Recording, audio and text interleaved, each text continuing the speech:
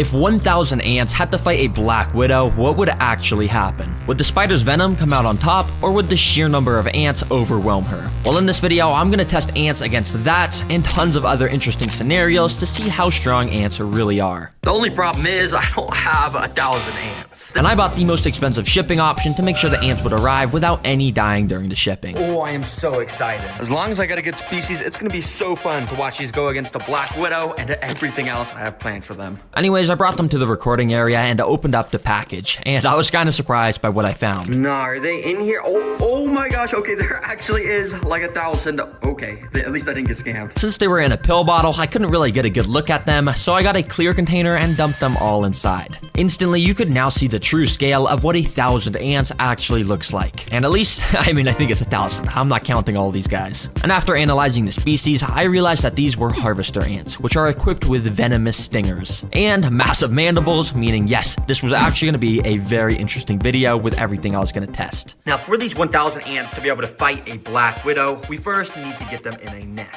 And well, everyone say hello to the Terra jar. It's like Terra Green, except I replaced the green with a jar. Anyways, let me go and dump all these guys in here. Feed free, everyone. This is way bigger than that tiny pill bottle you were in. Right away, you could see the ants starting to move around on top of the soil. Now, you might be thinking that this isn't enough space for the ants. Well, it actually is, because this is specifically designed for the ants to dig out tunnels all along the sides of the glass. And as the video progresses, we're gonna see their nest get crazier and crazier. And yeah, most of the ants were kind of going crazy trying to climb up the glass, but after leaving them alone for only a few hours, you could see they were already starting to construct their tunnel system. Each of the worker ants would pick up singular grains of sand from the tunnels, walk up to the surface, drop the sand, and go back down to repeat the process. And when you have 1,000 ants, you can see they dig out a pretty good amount in only just an hour of this time-lapse footage. Oh yeah, it's sick to see the ants already starting to build their nest, and it should be fully dug out by the end of the video. Anyways, as you know, I'll be putting these guys to the test against a black widow. But before then, I have all of these different training activities to prepare the ants for the final spider boss. And second up, we're gonna see how fast they can take down some prey.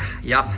We've got a cricket. Oh my gosh, crickets hate me, and sorry buddy, you are gonna be, well, I guess you guys will just see what's about to happen. And well, right after dropping the cricket in, literally within like a nanosecond, the ants were swarming it. I thought it would only take like a couple minutes, but no, this cricket was already pinned down, getting venom injected into him. As I said earlier, each of these ants is equipped with a venomous stinger that is obviously not super deadly to humans, but to crickets, when there's like 20 ants repeatedly stinging you, you're kind of done for. Yep, ants don't play around when there's a threat near their nest, and you can see over the next 30 minutes, the cricket stayed completely surrounded by the ants. And I'm guessing they already started to rip its antennas off and stuff to get a tasty meal to spread with the rest of the colony. Dang, that was cool to watch. Anyways, it's getting late, so I think I'm gonna go and put this bucket on top of the ants so it's dark for them. Now I'm gonna go to sleep, and hopefully when I wake up, there's gonna be tons more tunnels. Anyways, yeah, I'll see you guys in the morning. And over those next 10 hours, the ants made their tunnels so much larger and more intricate than before. And on the back, they even had tunnels all the way down at the bottom, with ants actively walking about the whole system. Anyway, ants, it's 8 a.m., and that means it's time. As you can see, the alarm's going off. It's time for challenge number 3. Let's get these ants trained even more. For this training, I have to pick up one unlucky ant and transport him to the ant lion pit. If you don't know what an ant lion is, well, this is it. It's just a tiny little bug that has actually evolved over millions of years to be an expert at taking down ants. Basically, when you go and put them on the floor, they start to dig themselves under the ground, and then they just go around digging. And I have 9 more of these guys, which I spread across the whole tank. And as you can see, they all dig around, making these little lines in the ground. But after waiting a few hours, you can see that each of the ant lions had actually dug out their own little pits in the ground, and when an ant walks into the bottom of them, they're basically cooked. Alright, ant, I'm gonna put you right at the start, and at the end, I'm gonna put some breadcrumbs so you can bring back to the colony if you survive this. And without further ado, I let the ant loose. Let's see if he can get the bread to feed the colony. Immediately, he started to explore around the sand area. He had no idea that he was constantly walking near these pits of death. And eventually, he took a wrong step and stumbled inside of one. These pits are specifically designed to make the ants trip into them, but the ant lion at the bottom must have been sleeping or something, because nothing happened and the ant was just able to walk out. But if you look closely, this caused the ant lion to wake up. He was now active and armed, with his mandibles now throwing up sand and case the ant walked in again. And over the next few minutes, the ant did just that. He kept walking inside of the pit, but the antlion just could never quite snap on the ant at the right time. Well, that was until this. You see, this is paused footage, but basically if we unpause it, you can see exactly what happens when an antlion gets a hold of the ant. The antlion started to bring the ant underground, and within a few seconds, it was like there was never anything even here. I thought it was over, and you could tell by the sand moving that the ant was getting pulled further and further underground. But all of a sudden, I saw this. A little bit of the ant's head had poked out of the ground. He somehow was fighting back, and must have been using its stinger to try and escape. I immediately rushed back and recorded with my other camera, and what I saw was so weird. The ant had somehow made it out from under the sand, but it wasn't trying to escape. In fact, it was using its front legs to try and dig back under the ground. Bro, what the heck? Why is this ant digging like a dog? He's literally using his front legs to dig in the sand where he almost just got killed. Bro, this guy's crazy. Nah, bro, if you want to be eaten by an antlion that bad, I will gladly put you right there. Have fun, buddy. And right after putting him in this pit, this antlion also woke up and eventually snapped at the ant. And it once again started to pull him underground. But miraculously, this ant was able to fight back once again and somehow broke free, immediately ran out of the hole and straight over to the breadcrumbs to claim his prize. Nah, this ant tricked me to have me move him closer to the bread, and now he somehow won the challenge. Nah, bro, there is something up with these ants. I'm being dead serious. How on earth did he escape the antlion pit over here? And how on earth did he escape this one and then know to go to the bread? And now he's trying to bring bread back to the colony. Bro, well played. You survived. I'll bring you and all the bread back to the colony. So I brought it all over to the nest, and the entire colony was clearly super excited because they all swarmed the bread and started taking little pieces of it underground. Anyways, I went and waited a few hours and came back to find the nest even bigger once again. But the ants still are not done with their training sessions, and next up, we gotta see if they can survive some Venus flytraps for some food. So I immediately picked up some of the workers to bring them to the flytrap minefield, completely decked out with tons of Venus flytrap plants. For the food on this obstacle, we got a gorilla. I'm just kidding. I don't know why it's packaged in this. Basically what it is just a bunch of oats, and I'm just gonna feed these to the ants. Let's put them inside. You see, each Venus flytrap has these tiny little trigger hairs inside of them, and when something touches them, it causes them to close. And if I carefully put the oats in between the hairs without hitting any of them, I can basically just put the food in here, which will make the ants have to carry them out. But it was actually pretty hard to get the oats perfectly inside, so I ended up just spreading the oats everywhere around the tank. All right, let's see how the ants do in here. I have a feeling they're not gonna do too well, but yeah, we'll see. Immediately, the ants had started to swarm out the tube that I'd put them in, and they were probably really confused of why they were all just transported away from their nest. And for a little while, they kind of just walked around, investigating their new environment. But that was until a couple minutes later, where this first ant walked up to a Venus flytrap plant. He probably had no idea that these plants were basically alive and wanted to eat him whole. Thankfully though, this guy was able to walk out of the plants without triggering any of the traps. However, a few minutes later, this ant walked up to another one of the plants, and well, this time all I'll say is he wasn't as lucky. Surprisingly, he wasn't super attracted to the oats, but it did seem like he may have been attracted to the traps themselves. You see, Venus flytraps create a very thin layer of nectar around the lip of the jaws to lure insects in. And eventually, this ant ended up, well, walking into one, hitting a trigger hair, and just like that, he was now stuck inside of the jaws. As you can see, the ant was just walking around inside trying to escape, and he had no idea what to do. Too bad for this guy. This trap is going to release a type of acid over the next few days to basically just turn him into some nutrients to make the plant even stronger.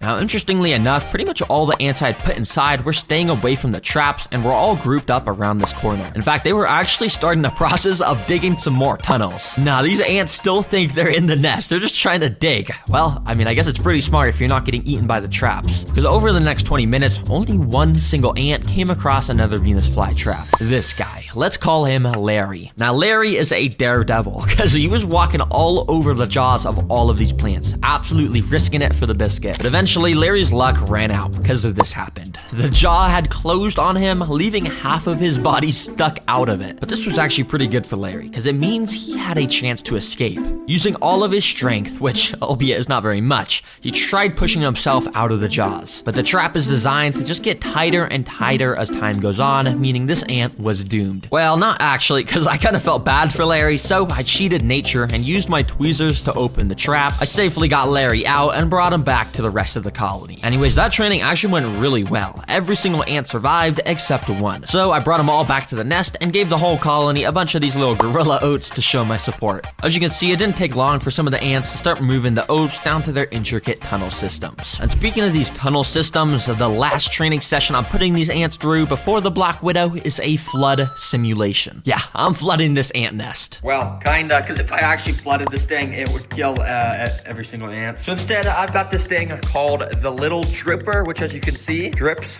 some water droplets very slowly. Yeah, it might seem kind of lame, but this little bit of water should be enough to eventually collapse part of the ant's tunnel system. And if it does collapse, if they can fix it quickly, it means they would have passed all my training missions, and that means they're ready for the Black Widow. And so I immediately started to drop the little droplets of water. And initially, the ants were very confused. Some of the droplets were hitting the ants and making them get completely drenched in water. But to my surprise, it almost seemed like the ants wanted to get wet, because more and more of the ants started to gather around where the water was dropping, and eventually a whole pile of ants was getting completely soaked by it. You see, ants are amazing in their ability to work as a team, and in the wild, if a real flood occurred, a massive ant colony would literally join together to make a raft out of their bodies. And that way the important stuff like the queen and eggs could stay on the top and stay dry to ensure the future of the colony. And on a mini scale, this is sort of what the ants are doing here. They're joining together to make a shield out of their bodies that will prevent the water from getting into their tunnels where all the eggs are stored. Wow,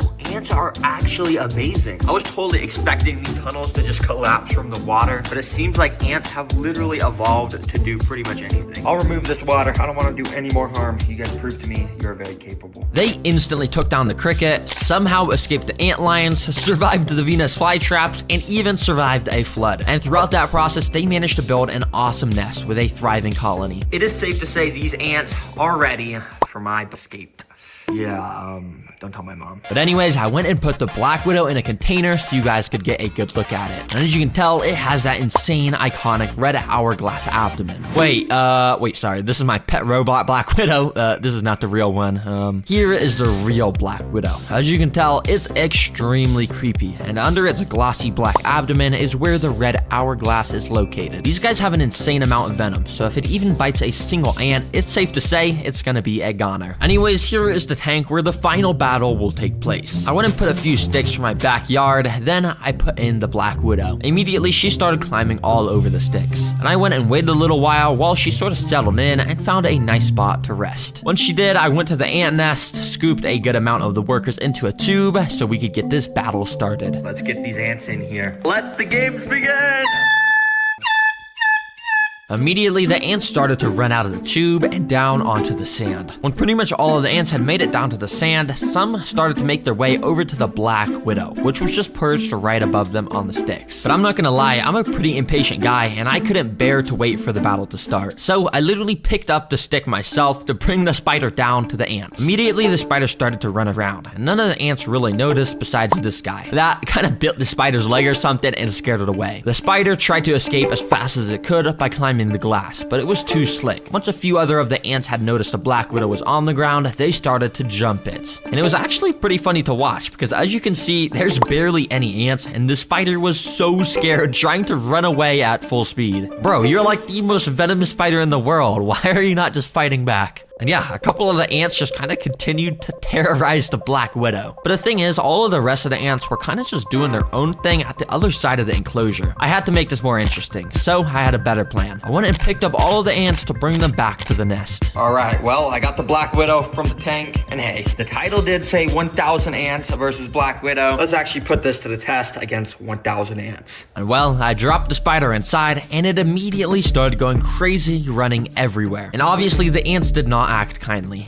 Every single worker went on red alert mode and jumped onto the spider, grabbing her with their mandibles and repeatedly stinging it over and over. As you saw with the cricket, ants do not mess around with stuff in their nest. And to my surprise, the Black Widow did not even get a chance to fight back. It's actually pretty crazy how quickly the ants had pinned it down and started to devour it. And yeah, well, that's literally all that happened. And that should answer your question of who wins in a fight. 1,000 ants definitely wins. And they basically beat eat everything. There's a reason why ants are the secret king of the animal kingdom, because there's quadrillions of ants around the world. Oh, one final thing. I have an important message to all the kids and families and parents watching out there. Because I'll be testing everything interesting about termites, even putting them against a mini wood house to see if they'll eat straight through it. yeah, should be fun. Now, before we get to the house, I first want to show you guys how termites build their nests, because termites seriously build some of the craziest homes in the animal kingdom. And they build them quickly. Let me show you by dumping these guys in. Now, instantly after dumping in the termites, you can see just how many there actually was here, just absolutely swarming in this single area. But you could quickly see how multiple started to gather up in this back area near the exposed dirt. You see, I've set up this container to have a thin layer of soil pressed up against this glass floor. And this gap here lets termites squeeze underneath to start digging, meaning we're gonna get to see them dig their intricate tunnels from above. It's a slow process that only works because of the sheer amount of termites, because while a single termite is super small, there are over 1,000 termites right here, meaning work gets done pretty quickly. And over the next 3 hours, the bulk of the termites migrated across the entire floor in this super cool pattern. Dang, that is insane to watch on a time lapse. Oh my gosh, these termites completely dug this entire area out so much faster than how long it usually takes for my ants to do it. And thankfully, this video is just getting started, because the next fun thing I have planned for the termites is to put a predator with them. And by a predator, I mean I've got this tiny little earthworm that, to be honest, who knows? When it digs under with the termites, what's gonna happen? I mean, they could swarm it, they could just completely evacuate the place, I don't know. So the only way to find out was to put this little worm inside. Now almost instantly, it squeezed under the glass floor and started to dig in the dirt as it got closer to the termites. Now I'm pretty sure termites only eat stuff like wood, so honestly I didn't even think much would happen, but as the worm got nearer, some of the termites started to approach the worm with the little tunnels they had dug out and didn't initially attack it. In fact, they sort of just ignored that it was even there, just walking from one side of it to the other, acting like it was just some sort of bridge. But then all of a sudden, I noticed tons more of the termites starting to gather around the backside of the worm, almost like they were gonna start attacking it. Even some of these bigger termites marched in, called soldiers, that specifically have these massive mandibles meant to defend the termite nest. But as I kept watching, surprisingly the swarm didn't attack, and well, they kind of just let the worm dig around their nest. Dang, this is so interesting. How the termites are just fine living with a literal worm in their nest. Yeah, they're just not attacking it at all. Even more interestingly, as I left my time-lapse camera recording, the worm really just learned to coexist with the 1,000 termites. Yeah, I mean, this honestly makes sense. This species of termites literally only eats wood, so there's no reason for them to waste their energy attacking a harmless worm. Dang, that's cool. Well, I'm guessing you guys are hungry, so for our next test, we're gonna feed these guys some wood. Hopefully, they like it.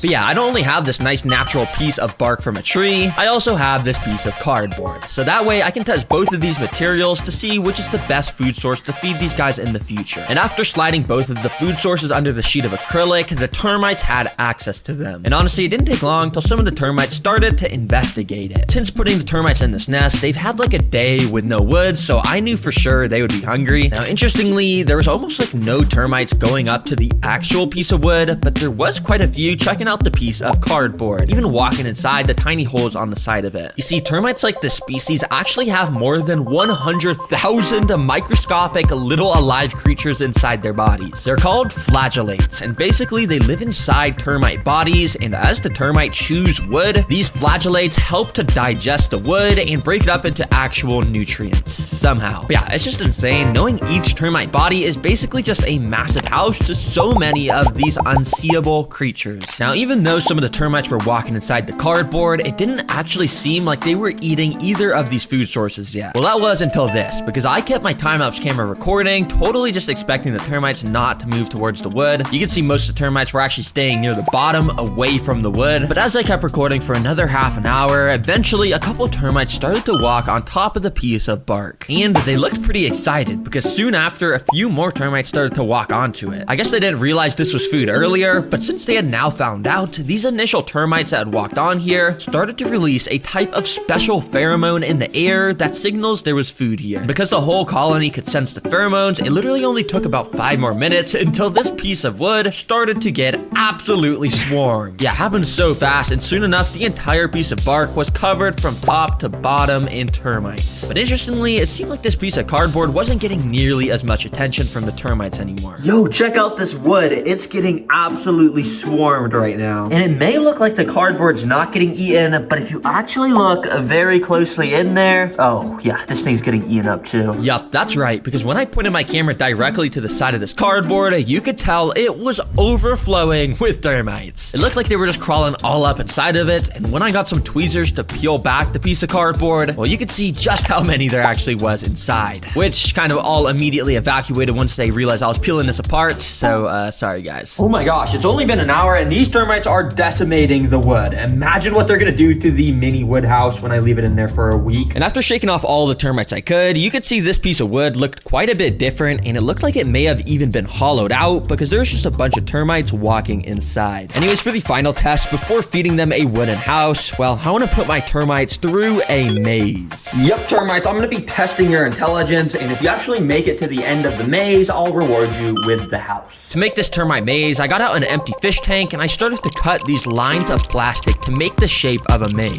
After going and gluing them down, I completely filled the floor up with another thin layer of dirt. If you remember, the termites dug through that first nest I made for them in a cool pattern, so I'm wondering if they're gonna do the same here and if they're gonna take any wrong turns that lead them to a dead end. All right, then let me go and just put this perfectly sized piece of glass here, and then let me put a piece of bark and cardboard at the end so they'll actually have a goal to get to. Well, let me gather up these termites and I'll move them in here. And yeah, it was actually quite a bit harder than I thought to move these termites out because how incredibly small they are. So I sort of just resorted to digging up all the dirt I could that the termites were hiding under. I even found that worm that I'd placed in earlier, which is still just living peacefully inside. But yeah, eventually I got all the termites into this little container with dirt. All right, now I just gotta dump these in here so they can start the maze. Also, what's kind of cool is if you look at the underside of this, all the termites have just started to gather there. So yeah, it's pretty cool. Yeah, anyways, I went and started to scoop the dirt into the maze enclosure pretty carefully in order to not hurt the termites. You can see this whole pile of dirt was just absolutely overflowing with tons of termites. But basically, you remember how the termites were just gathering on the bottom of the little container they were just in? The plan here is they're gonna do the same thing and they'll slowly make their way into the maze. Hopefully. Yeah, I don't actually know if this is gonna work. But I set up my time-lapse camera and waited to see what would happen. After not too long, this termite was the first to enter the maze, but somehow he decided to crawl into the walls of the maze, and he sort of started to break through to the other side of the wall. Now, thankfully, this was a dead end, so when the rest of the colony decided to follow this cheating termite, they didn't finish too easily. Over the next few hours, you can really see how the termites learned to follow each other because so many of them ended up at this little tunnel at the top left area, but it was only a matter of time until more of the colony started to go down into the maze, and over the next day, they started to travel closer and closer to the wood end goal. I mean, they still kind of were cheating, but eventually one termite did actually make it to the wood. And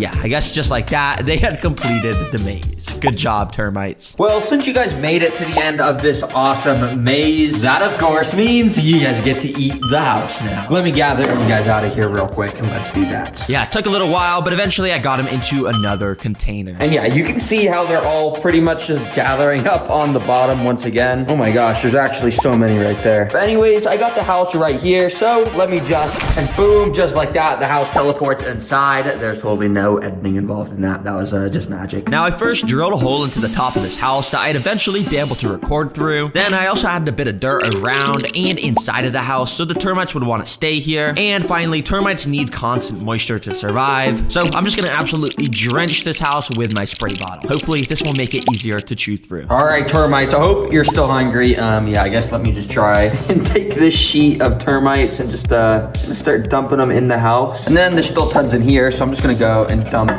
them inside and kind of just all around the house. Let's get this thing absolutely destroyed. Well, hopefully. I don't actually know if they're gonna eat it, but that's the plan. Now, it's pretty cool to see the sheer amount of termites just swarming every single inch of this house. And you could even see them inside a little bit, but I couldn't see that much since it was kind of dark. So I, of course, set up the time-lapse camera and recorded for many hours. And you can see there was tons of termites that were just walking around the perimeter of the tank investigating what was going on, while others were still swarming around the dirt of the house and also climbing all up inside the hole that I drilled on the top of the roof. But there was no destruction really visible just yet. Okay, it's been about 24 hours and it almost seems like the termites are doing nothing to this house. But you see, the thing that makes termites so deadly to houses is the fact that they completely work out of sight. So let's do a little more investigating on this thing. So I pointed my super bright studio light through that hole I put in the top, and you could see the termites were in here, but yeah, it was still not super visible inside of here. So I went and pointed the camera through that hole in the roof, and I was even more amazed by the amount of termites all huddling around the wooden walls. You can even see how some of them would rapidly shake their heads. Apparently they do this to signal to the rest of the colony that danger's nearby, but yeah, you can see the walls were starting to look like they were maybe getting a little bit destroyed so far. Yo, the termites are absolutely swarming inside of there. Hold on, wait, I wonder if they're under. Oh my gosh. That's more than I was expecting. Oh my gosh, there's even more on the underside of that. Yeah, tons were gathering right here, as you can see. I wasn't really sure if these ones were actually eating the wood or if they were here for just cover. Either way, I kept recording my time-lapse camera, and well, nothing really interesting happened on the outside, as you could probably guess. When I moved the time-lapse camera inside to start to record, you could see how there was so much more action and how they were climbing all over this wall. Surely they were eating it, but if you didn't know, termites are some of the slowest eaters in the animal kingdom, and even with over 1,000 in this 10-hour time lapse, you can't really see a whole lot of damage being made, but you can see some of these termites were making this cool little mud ball out of dirt, saliva, and wood that they spit out. They sometimes will make these little balls in their nest to keep moisture, since, as I said earlier, they need moisture to survive. Yeah, at this pace, it would take months for the termites to start making noticeable progress through the wood. I would call this video a success. I mean, we literally learned so much about termites, and so yeah, stay tuned for that when I post that. But in the meantime, we can definitely see the tiny bits of chewing progress they've made since being in here. Pretty cool. So yeah, stay tuned for the community post. Make sure to subscribe so you'll see it when I post it. And yeah, hopefully you learned something new about termites. Yeah, I guess click the video on the screen and goodbye. During the day, there's tons of rocks, which when you flip them, you find cool little bugs like this. But you see, if you wait until night to flip rocks, you're able to find way crazier nocturnal animals like glowing scorpions, giant tarantulas, and so much more that you would have never found during the day. So hey, it's night. I traveled out to an insane trail that is known for having the craziest nocturnal animals. Let's get to flipping object number 1. And I'm not kidding, literally on this first rock flip, I found a little California scorpion, which you may already know have the ability to glow in the dark under UV light. Yeah, pretty much every nocturnal animal has some crazy ability, and in this video, I'm gonna be finding way more insane stuff. Anyways, I went to flip rock number 2, and right underneath was a little spider web with a poor innocent ant trapped inside. So I figured I'd try and help the ant out of the web before a spider came to eat him, but that's when I saw that the ant's movement was being really weird, and it was twitching everywhere. That's when I realized that this ant's head was missing. Yeah, I have no idea how this thing is even moving without a brain even connected to its body, but I guess the spider, which at first you may see nothing, but if you take a closer look, this is a tarantula burrow with the biggest tarantula I've ever found while rock flipping. Since tarantulas like this are nocturnal, you basically never get to see them eat, so since it's night, this is the perfect time to test its eating ability. So I took out the backpack to get something important. It's the new Terra Green activity book. Yeah, I just released this new book with hours of fun animal activities with the first 100 even hand signed. I'll show you it more later, but let's get out what I actually meant to grab from the backpack, a crickets and tweezers. And instantly, I brought the cricket right over to the tarantula's mouth. And yeah, in my last rock flipping video, I tried the same exact thing with no luck of it eating. But this tarantula was clearly much more receptive since it was night and grabbed the cricket straight from my tweezers. Oh my gosh, he just absolutely devoured that cricket. And I promise you, that's still just the start of the crazy animals I'm finding on this trail. Because under rock number 9, there was actually something pretty interesting. It wasn't big or anything, it was just this little spider. But what caught my attention was his abdomen, because it looked like an eye. Seriously, it just looks like an eye off of some sort of snake species. Imagine when this spider grows bigger and sets up a web in the trees, it's just gonna look like a menacing eye staring down at you, especially at night. That's gotta be creepy. Anyways, as I kept on walking, I got to object 14, and underneath was this little white thing. It's an oak toad, and it's actually pretty dang cute. And right next to this white oak toad was a darker brown oak toad, which if you didn't know, this is the smallest toad species in all of America, and since they're pretty unique, I just had to take out the backpack. And once again, I pulled out some crickets, but this time, they're a bit smaller, so these toads will hopefully be able to eat them. So I tried dropping in a few first near the white toad, and he didn't seem very interested. He kind of just hid under the dirt, so I tried putting some crickets by the brown toad, and he just started running away full speed and also wasn't hungry. However, while that was happening, I saw this little ant walk by, and in his mouth was just some massive green worm. I guess he was bringing this back to the colony. Good catch, bro. The queen's gonna be proud of you. And the next rock that I flipped that had something interesting was this. At first, all I saw was another one of those little eye spider things, but as I was getting a closer look at it, out of the corner of my eye, I saw this. A little garter snake burrow. And yep, there was just a snake curled up in there. These guys aren't nocturnal, so this guy was probably just sleeping in here and I just woke him up. Thankfully, they're not venomous though, which I know because in the new Terragreen activity book, there's tons of fun facts. And on this page, it shows all the differences between venomous and non-venomous snakes, and after comparing them, I could tell that if this guy bit me, it would be completely fine. There's no venom. Okay, well the snake clearly doesn't want to be disturbed, so let me go and put his rock back and let's keep exploring. And right after walking away, I came across this rock, which had a queen ant under it. It looks like her first worker had just hatched and it was helping the queen with the rest of the eggs. It's crazy to think that every massive colony with thousands of workers starts like this. So I put the rock back, so hopefully this colony can grow that large. Anyways, as I kept on traveling, the next good rock flip was this, because underneath was a super creepy bug. At first, it was running around super fast and I couldn't really get a good look at it, but eventually when it stood still, I could tell this was a house centipede, which usually live in houses, hence their name. So I guess this guy escaped into the forest, and yeah, they're just so creepy. I mean, it's got the head of a cricket, as many legs as a centipede, obviously. And I don't know, it's just like some mutant creature, basically. Oh my gosh, it's so fast. Yeah, it's basically an alien creature. And speaking of alien creatures, under the very next rock, I found this. It's an ant colony. But what actually caught my attention was right over to the side. This thing. You see, I actually found one of these in my first rock flipping video, but I never really got a good look at it since it was buried in the ground. Well, here it is outside of the ground. It's a Jerusalem cricket, and they are so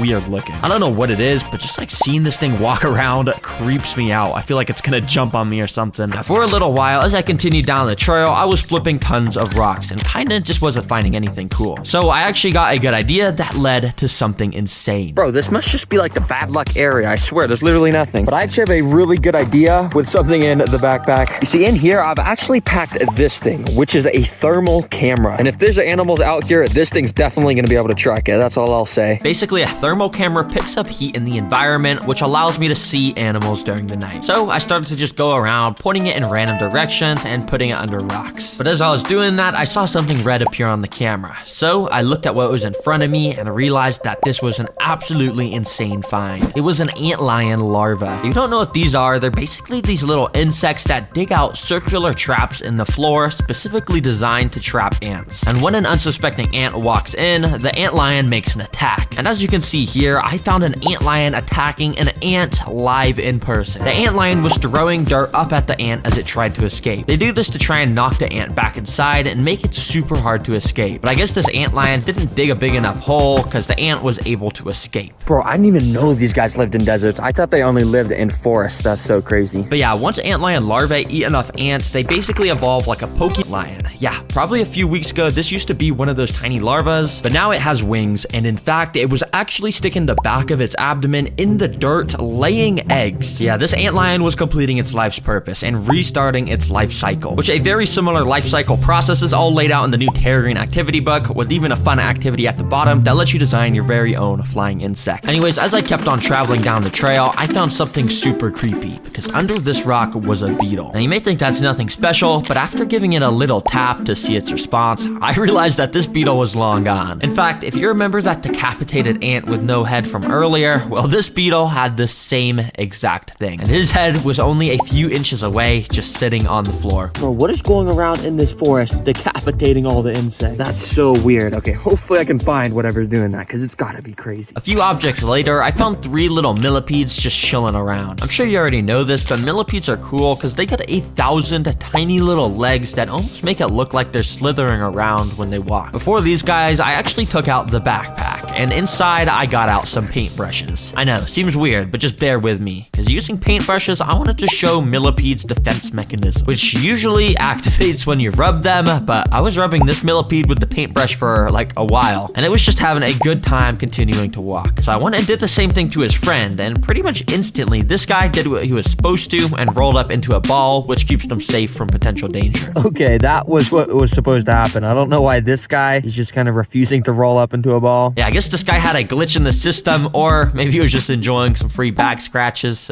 I don't know. Anyways, the reason I love this trail so much is because at this point in it, the environment starts to switch from a forest into a desert, meaning I just unlocked an entire new pool of desert animals. And literally under the first rock flip of this new environment, I found a desert hairy scorpion, which is the largest in all of America. And obviously, it was much bigger than the one I found at the start of the video. Now, as you guys know, scorpions are able to glow under UV light, like I showed earlier in the video, which of course, even the desert ones, they glow too. But I actually have something fun that I want to go and try and test with this guy. From the backpack, I got out crickets and tweezers. I know, I'm feeding crickets again, but this was easily the coolest feeding experience I've had in a rock flipping video. Because at first, I put the cricket up to the scorpion's mouth, and he grabbed it with his pinchers and kind of just held it for a second. Dang, he really just took the cricket from me. He's just holding it now. Bro, are you gonna eat it? Don't just leave the cricket in your claws. I bet that hurts the cricket, bro. So I took it from him and gave him another chance to eat it. This time, he used both of his pinchers to get a really good grip on it. Then he slowly moved his stinger up to it and gave it a little tap. These guys' venom isn't deadly to humans, but to little crickets like this guy, it'll completely paralyze him while the scorpion eats. Now, I wanted to show you guys this super zoomed in footage because basically scorpions use their little mouthpieces to rip open their food until juice starts to leak out. Then they suck the juice up and you can literally see the juice fill up his head as he ate it. Yeah, it's pretty crazy. And then he kind of just started to walk around with the cricket in his mouth and no hands. Dang, bro, cool. Hope you enjoy the food. A few rock clips later, I ended up finding this. It was an ant colony, but they were super tiny. But what stood out to me was the fact that they almost all had wings, which is pretty rare. All of these winged ants are called elates, and basically they're born only once a year. It looks like they were getting ready for their annual nuptial flight, and probably when the morning comes, they're all gonna fly away, find other colonies of elates so they can mate with, and after they're done mating, the males die, and the females tear off their wings to start their own colony. It's pretty cool to see. As I continued on down the trail, I flipped to this, and found some blue death veining beetles. Not only are these guys pretty big and look super cool with their blue exoskeleton, but they have a crazy special ability to develop a kind of wax on their body that acts as a sunscreen. And they do this because the heat can obviously get pretty hot in desert environments, and this sunscreen they produce just allows them to thrive while other animals have to take breaks from getting too hot. But one of my favorite desert animals in the world was found under this rock. It's a velvet ant, but on YouTube, they're known as cow killers. I've made videos about keeping these guys as pets, and yeah, it said their sting is strong enough to kill a literal cow. I don't know if that's true, but I'm not gonna test it. But there's actually something I want to test with this guy. Because you see, if we get out the Terra Green activity book and go over to the desert section, you can see it says cow killers make a squeaky sound when threatened. And yeah, I kind of use this book as like a handbook, but I've never actually seen a cow killer do that. So let's test it with this guy. Using some tweezers, I picked it up. And don't worry, this doesn't hurt it at all because its exoskeleton is like a rock and basically is impossible to squish. While holding it, you could see the little stinger extend out of the back of the abdomen. But then I started to hear it squeak.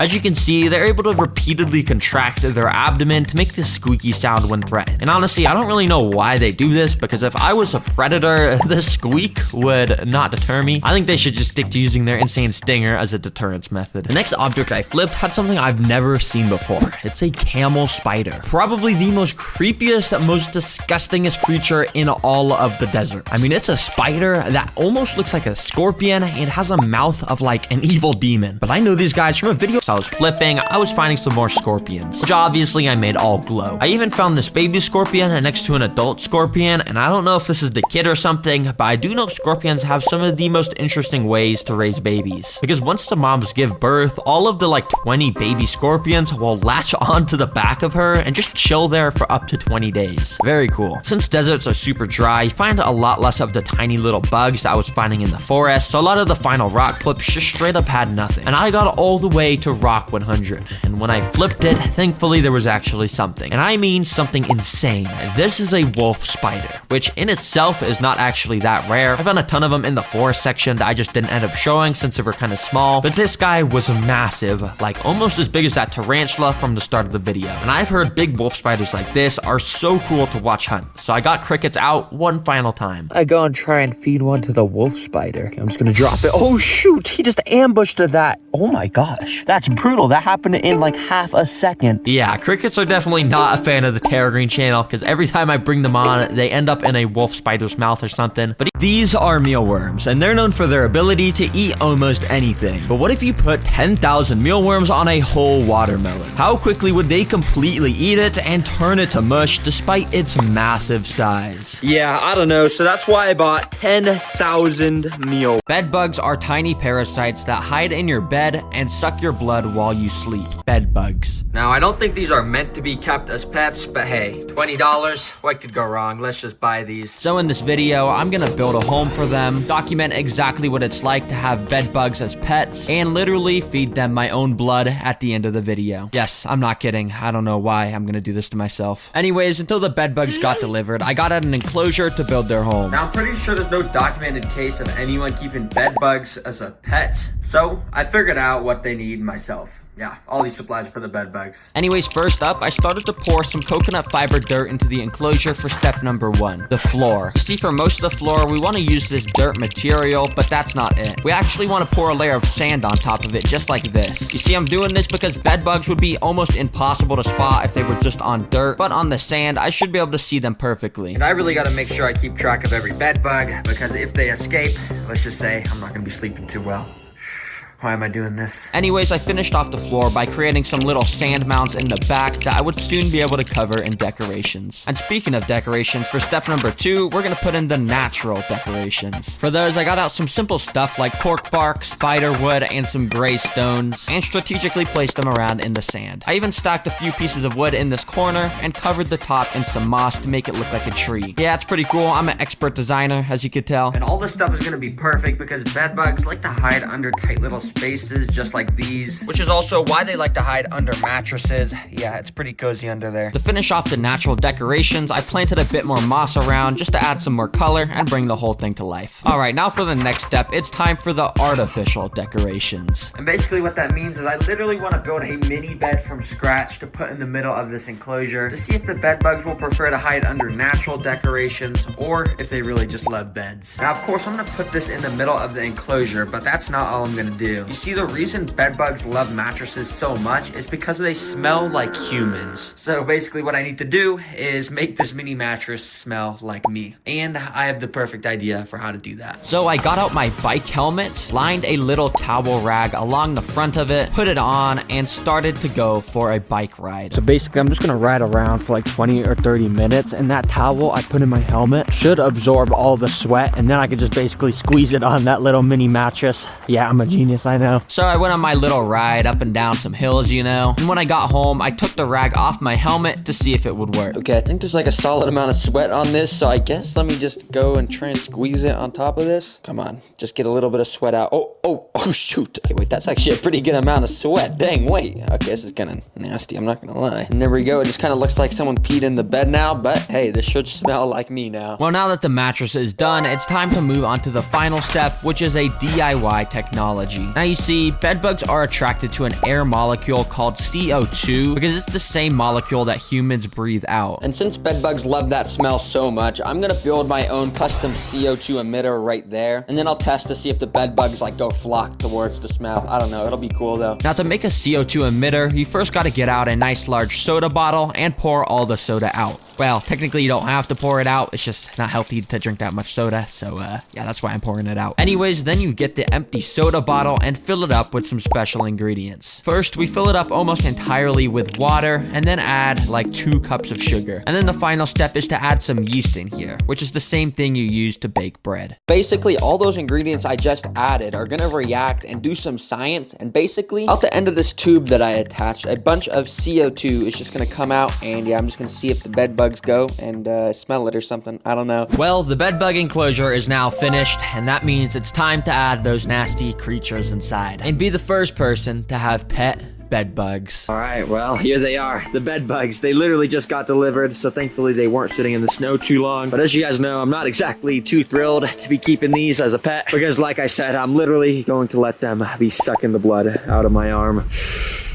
I don't know why I do this, man. But let me just get them in the enclosure I built for them. So I brought them to my table, cut the tape, and lifted the flaps. Oh my gosh. I think they're inside of this thing in here. Okay, I guess let me just get this out. And bro, genuinely, if these things escape, my mom is going to be so mad. And speaking of escape, you might be wondering, how will I prevent them from escaping, considering the enclosure I made literally doesn't have a roof? Well, I forgot one important step, escape-proofing the enclosure. But don't worry, because I've kept ants before, and I actually got this special serum for the ants that prevents them from escaping, and I'm just hoping that it'll do the same for the bed bugs. Basically, you just get out a little cotton ball, put some of the special serum on the end, and rub it in along the top edges of the enclosure. All right, now even if the bed bugs are able to climb the glass, they're gonna climb up, and then they're gonna get to this stuff, and basically it's just super slippery, so they're just gonna slide right off. And then finally, I'm just gonna put this top on it just like that. That won't actually do anything because these holes are pretty sure too big. Yeah, the bugs could probably just fit through it, but whatever. Anyways, I got out the jar of bed bugs, opened the top of it, and dumped about half of the 10 inside of the enclosure. Immediately, one of the bed bugs started to scurry around his new home looking for cover and went straight into a dark spot under the nearest rock. But a few seconds later, I saw this bed bug, and he actually ran straight over to the little bed mattress I had made. And after crawling on it for a minute, he set up camp in a little piece of cork bark right next to it. I guess the fact that I had made the mattress smell just like me was working really well, because over the next minute, I saw 2 more of the bed bugs just chilling on the mattress too. Dang, that's actually cool how they all just went onto this little mini mattress I made instead of all the other decorations. But to be honest, I've kind of already lost track of every single one I put in. Yeah, they're just so small. But the reason bed bugs are so small is so they can go undetected while hiding in people's beds, and when they find a victim to suck the blood of, they can literally get more than double in size with how much they suck. Anyways, bed bugs are nocturnal because obviously they feed on people at night. So in order to get them to suck my arm, I'm gonna bring my mom in here at night, show my new pet to her, and then get her to film me getting bit. This is not gonna be fun, but let's just go cut to then.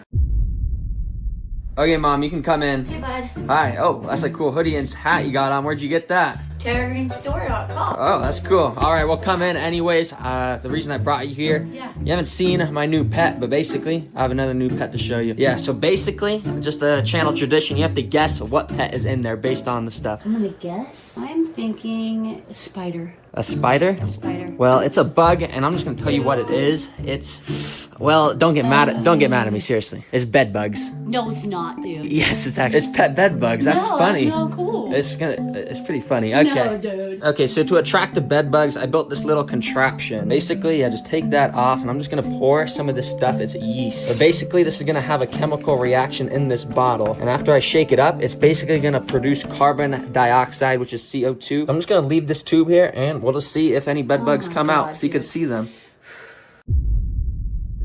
Wait. Do you see that? Oh my god. Wait. Right, no, there actually is one right there. Do you see that? It's like a little tiny orange thing. Yes. Oh, that's a bed bug. Oh my god, you're so crazy. But the good thing is you're not gonna have to deal with them because, well, I have to tell you something. You remember the other day I got a leech and I let it suck on my arm? Yes. I have to do that with the bed bugs. No.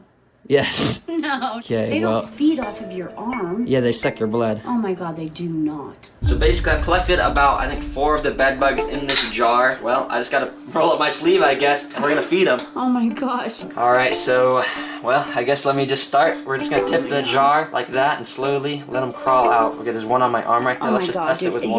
Yeah, we're just doing one. Just with No, two. just do 2. Don't do any more than that. That's okay. We need to get all 4 No, of we them. do not. No. Okay, put them back. That's it. Why? Because they're crawling and I'm not getting them anywhere else in this house. It's okay, they'll bite me. So basically they can pick up the scent immediately of what my arm is like, and I'm pretty sure these 3 are already all biting me. This God, one's just dude. the one that hasn't bit yet. Soon enough, all 4 were biting, and basically all I felt was a little bit of a prick. The pain wasn't anything crazy though. But over the next 10 minutes, my mom and I would watch them fill up with my blood. All right, so I just took the camera from you, and as you can see, I think they're starting to fill up. Is this weird? Yeah, it's super weird. Oh, you can see them fill up with blood? Yeah, if you look closely at their bodies, like you remember how they were super thin, now they're kind of getting a little thicker, and it should start to turn red soon. Oh, they already are actually. Disgusting. Oh, do you see that one? Ew. It's starting to move. No. That means it's done. Oh my god, So good. basically what you do when it's done, All of them in the jar. it's okay, we'll get it.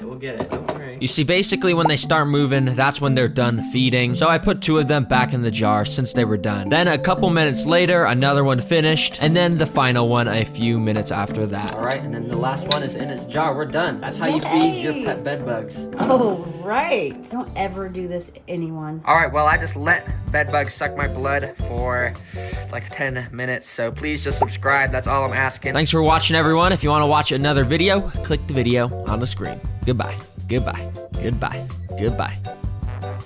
I've seen videos of ants doing insane things to survive, like in this one where they built a boat out of their bodies to survive a flood, or in this one where they built a dangling bridge out of their bodies to attack a wasp nest. So I was wondering, if I put my 1,000 ants into obstacle courses, will they do similar things to complete them, or are my ants just not that smart? Well, I just spent hours gathering 1,000 ants out my old ant nest, so I feel like this is the perfect opportunity to put these guys up against their first ant obstacle. Obstacle number 1 is this thing. Basically, what we do is put some massive dead insect food at the bottom, and then we fill it with a bunch of sand to turn it into one of those 2D ant nests. Basically, we'll be able to watch the ants dig out all sorts of tunnel systems in here, and if they actually find the insect food I hit at the bottom, then they'll pass the obstacle and move on to the next obstacles that get harder and harder as the video goes on. All right, let's not waste any time, and well, let's just do this. Wow, that is very satisfying watching 1,000 ants fall in here.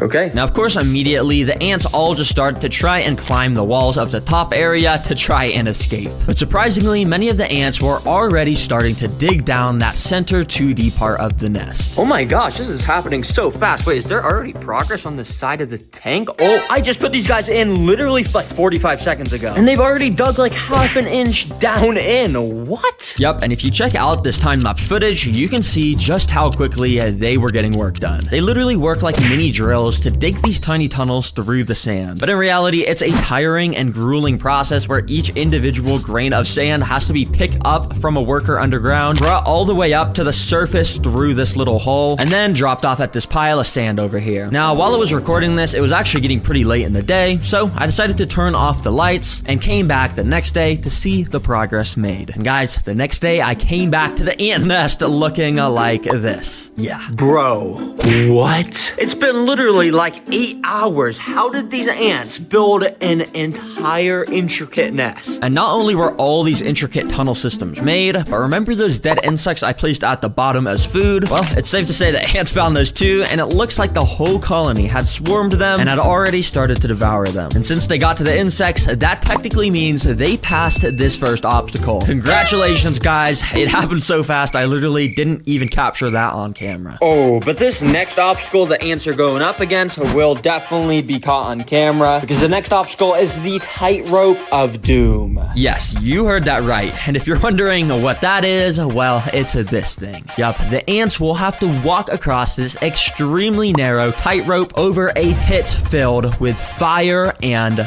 flames. Oh, I gotta put that out. Oh, yep, put that out. Are you gonna go out? No, I'm just kidding. That would be crazy. These are literally my pets. I would never do that. But I will be trapping the ants down here if they fall by lining the walls of this pit with this super slippery liquid stuff called Fluon. I know you can't really see this stuff since it's invisible, but basically when an ant tries to walk up on here now, it'll just slip off completely. Yeah, this stuff is super slippery. And you guys are about to see why this challenge gets so interesting in a second. But if you look over at the 2D ant nest, you'll actually see I have a little hole here plugged up with some paper towels. And if you also look here, I got some tubing, meaning I can connect this to the obstacle. So yeah, let's just get this obstacle started. Come on, ants, let's get in here. Immediately after plugging in the tubing, obviously ants noticed and started walking in. I mean, there's 1,000 ants. You can't even get away from them for a second. So that's what makes these obstacles fun, because it only took like 10 seconds till our first ant entered the tightrope of doom tank. Now, to pass this obstacle, the ants quite literally just need to get one of these pieces of insect legs back across the tightrope, which I think might be impossible, but let's see how they do. Now, I'm not gonna lie, the ants started off with some pretty lackluster performance, because our first ants that made it to this tightrope didn't actually walk onto it. They kind of just walked around it on the corner of this platform, where they just ended up just slipping off.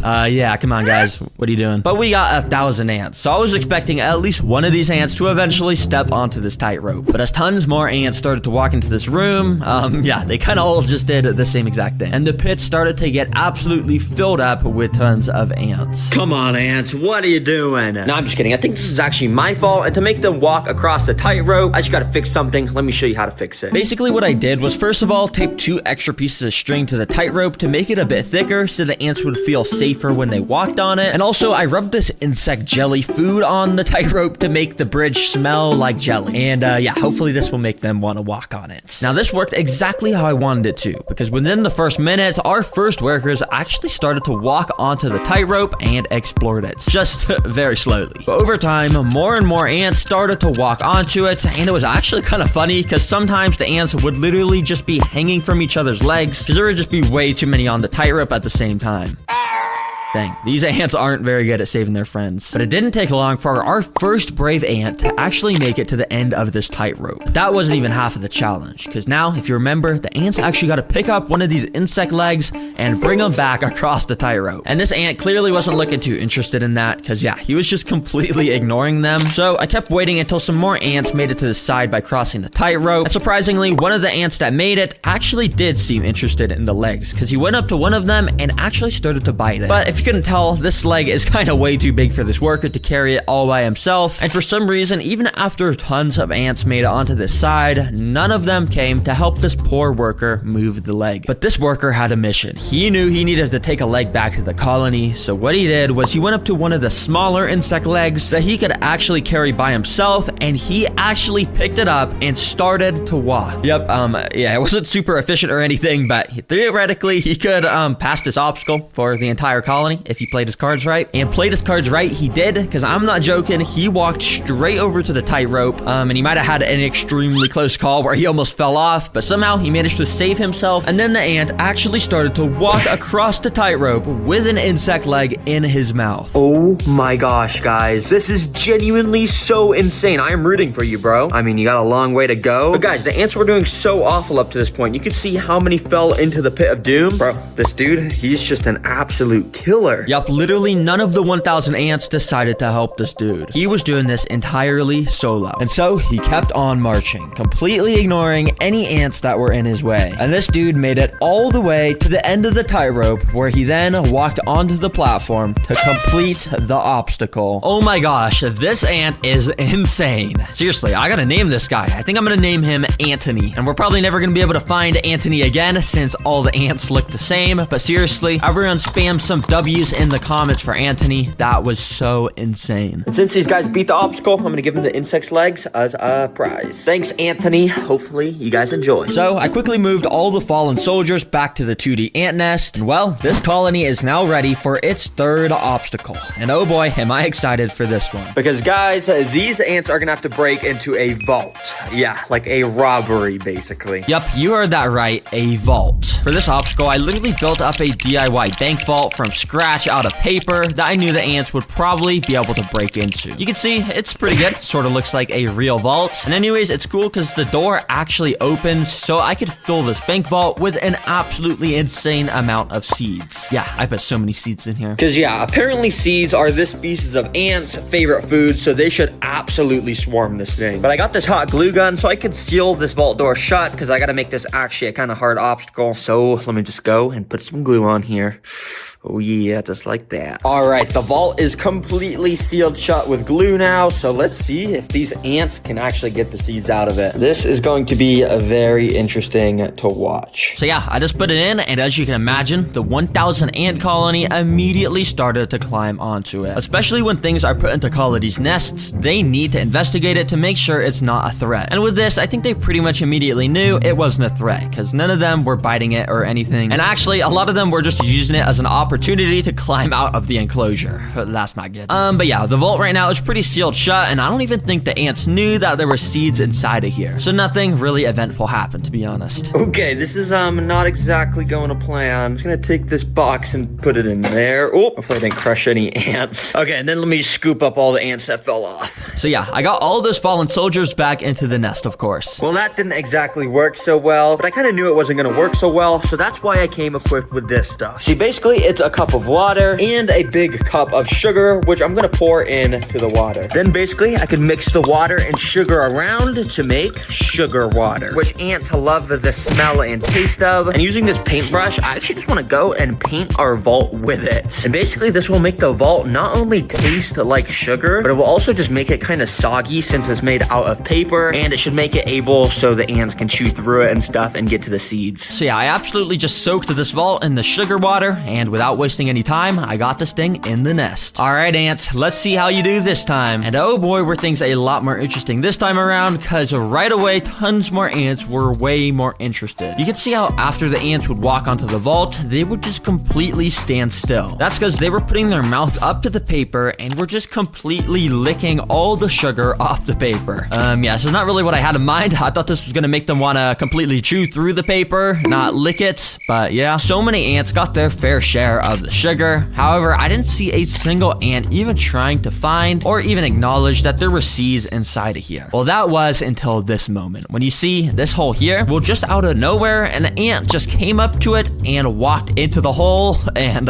yeah, there was just an ant inside of this vault with the absolute jackpot of seeds. I don't know how this hole got here. I guess maybe the sogginess from the sugar water made it droop or something, but wow. That is crazy. Oh my gosh, wait, I think the ants just completed the obstacle. Let me get all the excess ants off this safe real quick. And yeah, once the extra ants had fallen off, I cut open the vault to see if that ant had actually made it inside. And as you can see, he absolutely had made it inside. Oh my gosh, bro, your colony has no clue how much you just clutched up for them. Wait, imagine if this is Anthony, that same ant that beat the obstacle course. That would be insane, but I mean, I don't know if this is the same ant. But anyways, W ant. So yeah, I just went and poured the entire vault's loot pile onto the 2D ant nest, and well, the ants have been rewarded with the absolute motherload of food up to this point. But I've been saving the craziest obstacle for last to really find out how smart my ant colony actually is. And this final one is the floor is lava. Yup, the floor is lava, and thankfully I already have it built right here. This is the final obstacle, and you may be wondering, bruh, Darraggreen, where's the lava? Well, the lava is these strips of red on the floor right here. You see, these are actually extremely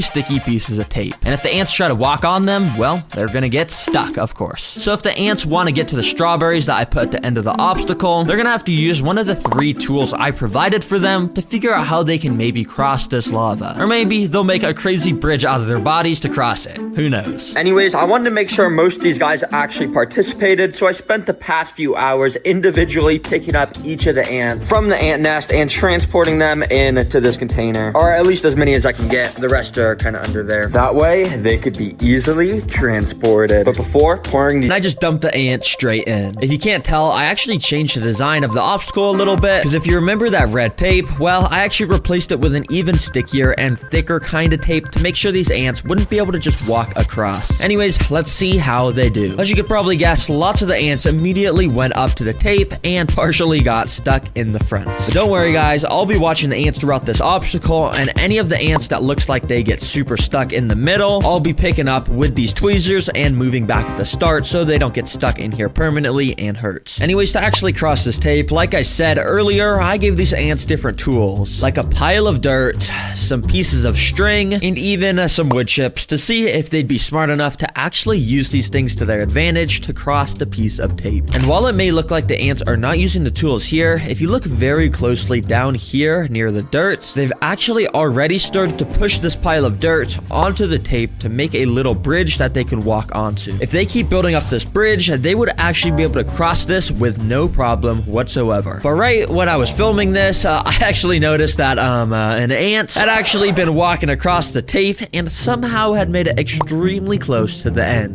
Yeah, I have no clue how this ant just managed to ignore the stickiness of this tape. I guess his legs were just extremely strong or something, because he got all the way to the end where he had a bit of trouble pulling himself off the tape, but eventually he was able to do it, and wow. Well, this ant just technically passed the obstacle. Oh my gosh, bro. I didn't even see this ant, but I mean, he just passed the obstacle. I guess that's fair and square. Good job, bro. Why is it the past 3 obstacles, it's been a single ant that's clutched it up for the entire colony? But anyways, I gotta get all these guys off the tape so they aren't hurt at all. So yeah, I got them all picked up into a container and transported them back to their nest safely. All right, because you guys beat it, I'm gonna give you you this piece of the strawberry. And because the ants beat all of the obstacles I gave them, I'm gonna be giving them this brand new ant nest. Basically, it's just a bit more compact and it has a cool outworld on the top. And I think it's just a bit more optimal for them. So I'm gonna go and move them in there. Anyways, hopefully you guys were entertained and learned something new about ants. It may take you a couple of seconds to realize that there's a camouflaged mantis here, but that's all the time it needs to grab you and eat you alive. Yep, there's mantises that have learned to imitate flowers so well that they grow literal petals on their arms, all just to trick bugs into walking near them. So hey, I guess let me buy them. Add to cart. And because of their fantastic one-day delivery, the next day I got the package. Inside was 4 little containers, each with their own mantis. There was 2 of these pink and white flower mantises. There was 1 dead moss-looking mantis, and also 1 black mantis, which doesn't really blend in with anything in nature, so I don't know why this was included in the camouflage pack, but I'll make it work. For the builds, I'm going to take out 4 enclosures and start spraying the backs of them, all of course with some spray foam, which I then covered in dirt and moss, and I did that to every single enclosure. I then even went and added some little spray foam mounds on the backs of each background so they all had some depth and variation to them. Now from here, I'm going to create the camouflage bases of each enclosure, starting first with the 2 pink and white flower mantises. For these guys, I started by filling up their enclosures with dirt and attaching some smaller sticks hanging along the back of it. I eventually want to get pink and white flowers all over this, but for now, we're just making the base. I then used some of this green moss to hang off the ends of all of the sticks. We don't want to use too much of this stuff though, because the mantises don't really blend in that well with it. Then for the start enclosure, we're gonna put in those same dirt and sticks, but as you can see, this mantis evolved to have more of a pattern that matched this tan dead moss. So this time I put a ton of that moss everywhere along the branches. Then for the floor, you guessed it, more tan stuff like dead leaves, some more moss, sticks, and pine cones. But I feel like this enclosure is still kind of missing something, and to be honest, I've kind of ran out of all of the tan materials. So I'm just gonna head outside, and as you can see back here, there's a ton of these like dead flower things, but they look exactly like the mantis. So let me pick off a few and take them inside. But you see, I don't want to just shove these into the enclosure because there's a chance that there's some deadly bacteria and parasites on them. So to kill all that stuff, I preheated my oven to 250 degrees, lined the sticks up on a baking sheet, and slid it inside. Basically, because the temperature is so high, it's gonna kill all the bacteria and stuff on here, so we can put this in the enclosure. All right, it's been in there for like 30 minutes. So let's just pull this out and oh yes, it's looking nice and crispy. Maybe a little too crispy. That one looks like it just caught on fire actually. Anyways, I put those around the enclosure and then it was done. Now finally onto the black mantis's base. And as you know, this guy doesn't really blend in that well with normal stuff because like nothing in nature is black really. But I'm not gonna let that stop me because I actually have an idea. So what I did was go outside and started to saw a few branches off of some trees.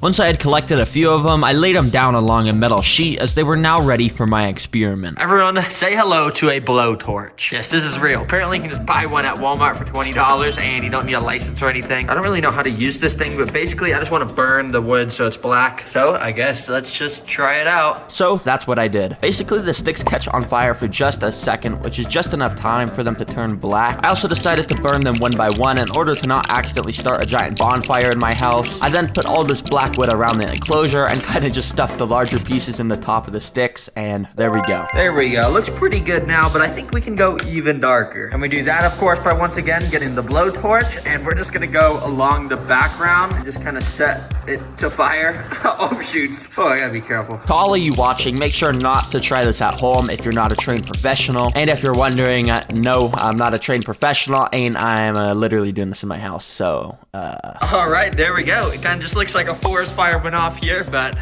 Anyways, the next step is to put some plants in here. And this is where the camouflage ability of each mantis is really gonna come alive.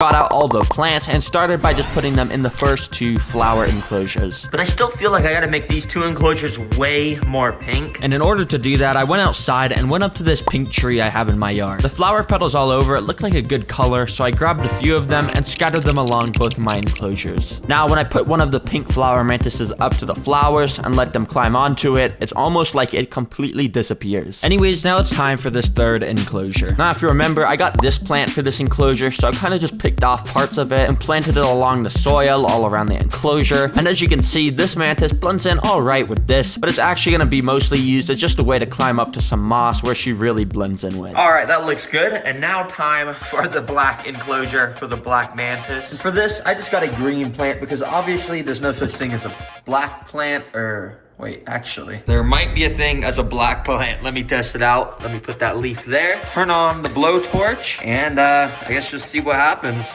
Just start lighting a fire. And as you can see, when I burned this plant, it actually was turning black, but also had a slight side effect that it was completely getting disintegrated, and the structure of it all fell apart. Yeah, I don't know if I could use that actually. So I just stuck to my original plan and put the plant smack dab in the center of the enclosure. Yeah, it doesn't really match, but to be honest, it's kind of cool and adds a little bit of nice contrast to this burned wasteland look. And with that, we can now finally put the mantises into their new home and see if their camouflage actually works on bugs.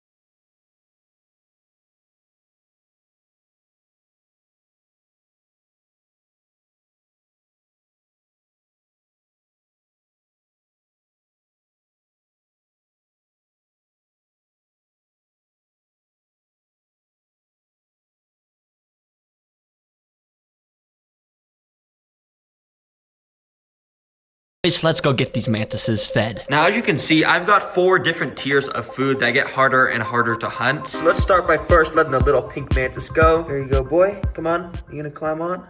Hello? Now for the first food source for this guy, I'm gonna be using literally the smallest animal they sold at the pet store. Extra small crickets, which is the size I never get for my videos because, I mean, look at them. They're like even smaller than my fingernail. But anyways, let's put these inside the enclosure. Right away, one of the crickets started to climb along a flower. And I don't blame you if you couldn't see the mantis here because it's in its prime camouflage territory. If us humans have trouble seeing a mantis like this, I can say for a fact that this cricket definitely couldn't see it, and it made a grave mistake of walking too close. The mantis quickly struck at the cricket, but missed. But the mantis wasn't gonna let that stop him. So the next time the cricket came around, he charged up an attack and jumped off the leaf. Yeah, and that kind of just kept happening over and over. I guess they're scared of extra small crickets or something. Yeah, the mantis couldn't even get a hold of these. I'm giving extra small crickets a 1 out of 10. But for the next pink flower mantis, I'm gonna be testing with him the next size up of crickets. We got some medium crickets. Let's see how these do in the enclosure. So I went and dumped some of the crickets in and then put the pink flower mantis in. And right away, I noticed that maybe I had put too many crickets in because the mantis was getting absolutely surrounded by them.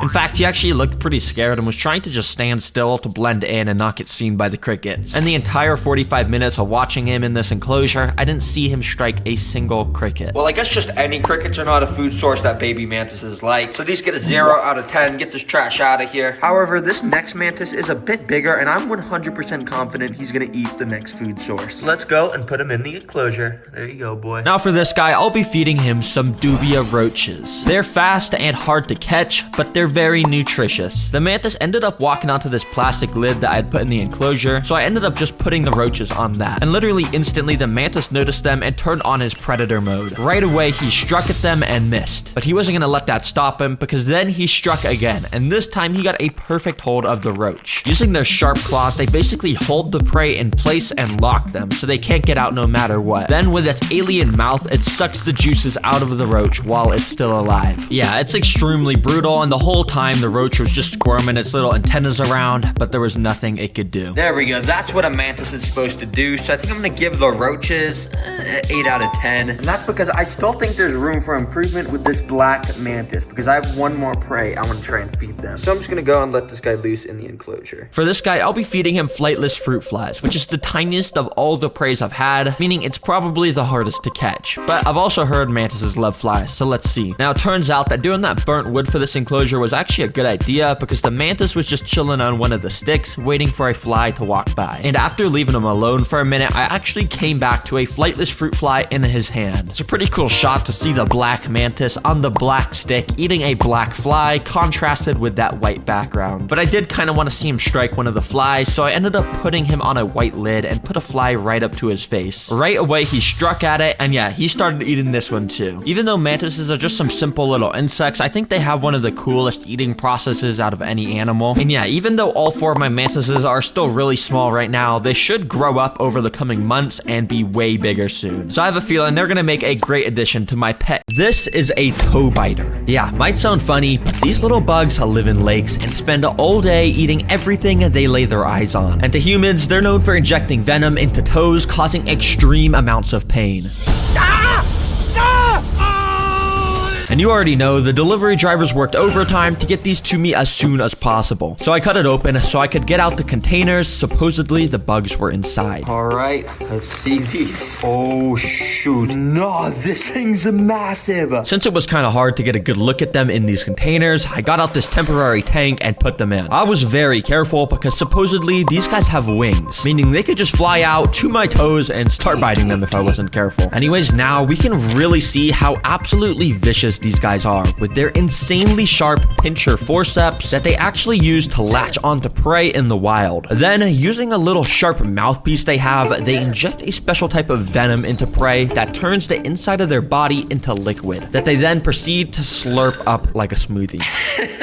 Yeah, I really hope these guys don't escape while making this video. But anyways, let's just build them a home and keep them as pets. This can't go well, but the first step is to make the background of their home. To make this look good, I wanted to put this black board along the back. That way the tank would have more of this dark feel that matches how creepy the toe biters are. Then I got out some spray foam. Yep, wouldn't be a Terra Green video without it. But this time I used the foam to connect all these pieces of cork bark along the back to add some sort of natural feel to it. I even went and covered all the excess spray foam with some dirt so it wouldn't be as ugly. But the coolest thing is, as you can see, is I actually hid some of these plant pots along the top. Basically, it's gonna allow me to plant some beautiful plants in here, and it's gonna be super luscious by the end of the video, probably. But to really complete this backdrop, we need to add these. These are called sticks. Yep, and we're gonna put these along the back wall. If you didn't know, sticks are really cool because they grow from trees, and they're actually made of wood. I'm just kidding, guys. I know you guys all know what sticks are. I don't know why I'm explaining this. Anyways, yeah, I put so many of these sticks along the back because I really wanted to make this place look like some underwater mangrove swamp with so many roots everywhere. I'm already loving how this is coming together, and we're not even on step 2, which is actually to make the floor and decorations. For this build, I just wanted to use this simple gravel material for the floor. But along with it, I've also got this, which I've never actually used before. It's a little underground cave that goes up against the glass. Basically, after we go and fill up the rest of this floor with gravel, you can see this cave stays as an open area that stuff can go inside. And maybe our toe biters will come and chill in here, or maybe some of the prey we add will come and hide in here. For as long as they can, of course. Now, you're probably wondering why I didn't add any of this aqua soil like I usually do. And well, that's because I'm not gonna put any sort of plants in here this time. Instead, I want it to look like some abandoned swampy area with super murky water. And we do that by putting a ton of natural materials around, like this big driftwood piece coming out the middle, and then a bunch of smaller stuff, like these dead leaves, some mini pine cones, and little sticks. But most importantly, I've got some beta miracle leaves. Oh yeah, I don't know why they're called miracle leaves, but hopefully they spread some sort of miracle around the tank, something like that, surely. But actually, I kind of do know why these are called miracle leaves. Because if I go and fill up this floor area with just a bit of water, you can see over the span of about an hour, it starts to turn into this brown, murky color. That's because those leaves and all the other natural stuff I added inside is spreading around tannins in the water, which turns it this color. And it's actually super healthy for any fish or bugs that would live in here. Dang, the more you know. Anyways, I drained that while I continued on with the build by putting in a few lava rocks and covering them in a bit of the sphagnum moss, which I also put all over the background of the enclosure. Finally, the most important decoration is some little mini plastic boots. Yeah, because we all know at the bottom of every lake and stuff, they just got like boots and stuff. At least that's what all the fishing games I've played have told me. Yeah, I got some pretty cool decorations, as you can see. I'm just gonna put that there. Now for my favorite part of each of these weird pet videos, the DIY decorations. And for the first one, let's make some pictures. Yup, I literally went out and bought bought these mini dollhouse picture frames. I'm just gonna scatter all around the enclosure with funny pictures of toe biters. And to make some funny pictures, I gotta do some photoshopping. I'm a Photoshop master, so this should go pretty well. First of all, I used my expert skills to make a picture of a toe biter eating one of its favorite foods ever, a frog. Yes, they actually eat frogs in the wild. Then I made this picture of a toe biter flying in the air with beautiful angel wings. Because yeah, like I said, they can actually fly with their actual wings, but they don't look as majestical as these angel wings, of course. Finally, I found this picture of what it looks like when a toe biter lays eggs. Yeah, apparently they literally keep them on their back until they hatch. So I put a bunch of baby toe biters all around this mom toe biter. Then we just gotta go and print out these fantastical pictures. And yes, I finally got a printer at my house, so I don't gotta go to the store no more. And wait, no, what the heck is this, bruh? Oh my gosh. Oh my gosh, I forgot you gotta buy color for the ink. Okay, I guess I gotta go to the store anyways. Please do that, by the way. Yeah, so I drove to the printing store to get the photos instead. Anyways, when I got home, I cut out all the little images and put them inside their frames. As you can see, I obviously have the ones I photoshopped, but I also found this picture of all the toe biters' favorite foods, like insects and fish, so they can daydream about them all day. And I also found this picture on Google of some crazy person who willingly let this thing bite him. Why the heck would you do that, bro? I don't know, I just thought I had to put this in. Anyways, for the next DIY build, I'm gonna make some signs. Yep, I literally went out and bought all these random pieces of wood so I could burn some cool patterns on them with my super hot wood burning pen. With the first sign, I made it say, beware of the biter. And I even put a little bit of eye emojis at the bottom. You know, I just thought those looked cool. And then on the second sign, I made it said, rest in peace to all the insects and fish that enter this tank. Because as you know, toe biters do not take kindly to those kind of things. And I could just go and put these inside of the tank. I kind of want them to look like signs. So I got these sticks that I use for the background, which I'm gonna go and hot glue to the back of them. Once they dried, I stuck the two signs in the floor and got out the final sign that I was going to make a pattern on. This time, I stuck these little wooden letters onto the sign to write toe biters. Then I completely burned all the letters black so they stood out. All right, let's just hang that right there. And oh, that's actually fire. Hold on, wait, that's actually on fire. Oh, no, I'm just kidding, guys. It's just some editing. Yeah, don't worry, but it is actually fire. That's pretty cool. And now the build only needs one more thing. Some plants to put in those pots that I had at the top of the enclosure. Instead, just got out these terrarium plants that I had sitting in my garage. Listen, guys, I tried to go to Walmart. I know you guys get mad at me whenever I don't, but hopefully this is good enough for you guys. And anyways, once the plants were inside, I filled it up with water. And as you can see, it turned super brown from all the tannins, of course, which is perfect. That's exactly how I wanted it. And yep, this is now 100% complete. We don't need a filter or anything because toe biters are extremely resilient to water. So the next thing is to literally just get these guys inside. Okay, I gotta be extremely cautious with this. I have no idea how I'm gonna do this. I'm just gonna, okay, 3, 2, 1, quickly pick it up. Oh, they both fell off. No. Okay, they're swimming around. I'm gonna put this back on top so they don't fly out. So I instead went with a different approach and moved the cork bark to the new tank and instead used this net to try and transport the toe biters without them flying away. Okay, move.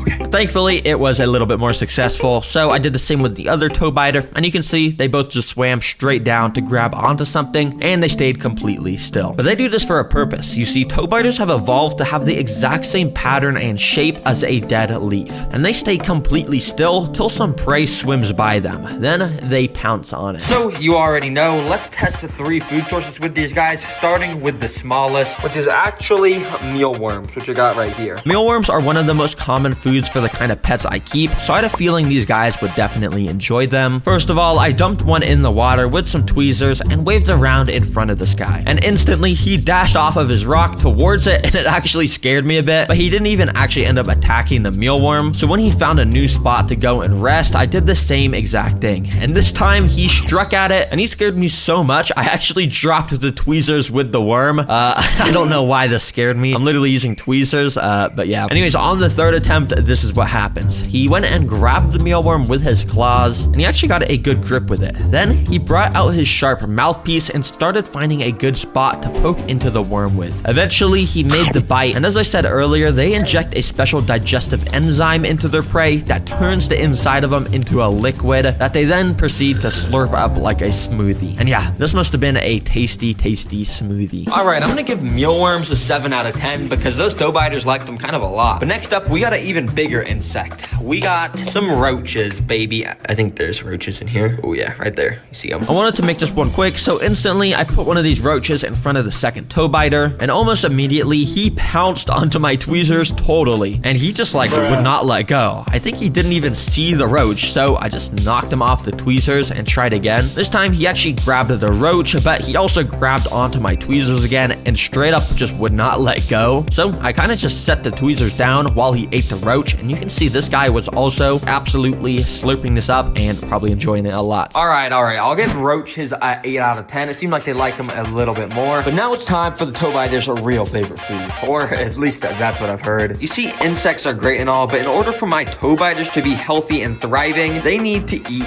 fish, because that's what they eat in the wild mostly. And thankfully online, there's tons of websites that sell feeder fish just for this purpose. So I bought 2 of them so we can get our pet toe biters their proper nutritions. The next day, they got delivered, so I got them ready to feed. All right, let's do this. And I even got my GoPro so I can get some nice underwater shots of these toe biters eating. Let's dump one of these fish inside. The fish that I had put inside immediately started swimming around. But little did he know that this was the home of my pet toe biters, which were secretly sitting right next to him, watching his every move. And only a couple minutes later, he got a little too curious and started swimming near the toe biter. The toe biter was preparing to strike, but he had to wait for the perfect opportunity in order to not scare the fish away. And when the moment was right, he pounced off the rocks and missed and scared it away. Bruh, come on, I thought you were a master hunter. So instead, 5 minutes later, I decided to just help him out by feeding him with some tweezers. There you go, boy. Hope you enjoy. And yeah, this seemed like it was probably his favorite food, and he would not let go. But since it's easier and nicer to feed insects, I'll mostly stick to them, and I'll just have fish be a special occasion for when they need the proper nutrients. Anyways, this is pet toe biters. Hope you guys learned something new. This is the world's largest beetle, and this is my finger. And in this video, I'll be putting to the test how strong these beetles really are. And I'll also be showing you the craziest centipede species, insane alien-looking bugs, and so many other cool insects, starting with an assassin bug. Yup, assassin bugs. And if that sounds deadly, it's because they kinda are, but they also are kinda cool. Let me show you why. So I let these assassin bugs loose into a little enclosure I built for them, and now you can get a clear look at them. What makes these creatures so cool is if you look here, they have this super weird sharp mouthpiece. This is called a rostrum, and using it, they can pierce into their prey, inject a special kind of digestive enzyme venom into the prey, then using the rostrum, they slurp the insides of the prey up like a smoothie. It's insane stuff. And as you can see, I have multiple of these guys because I got a special kind of species that are able to live and hunt together. You probably see why they're called assassin bugs now. So let's feed them a cricket and document their hunting. Now I knew this wasn't gonna last long because assassin bugs are some of the best hunters out there. And I was right, because immediately this unlucky cricket happened to climb up the very piece of bark that all the assassin bugs were hiding under. And one of them was on the lookout and instantly spotted the cricket. Now it was time to hunt. Like real assassins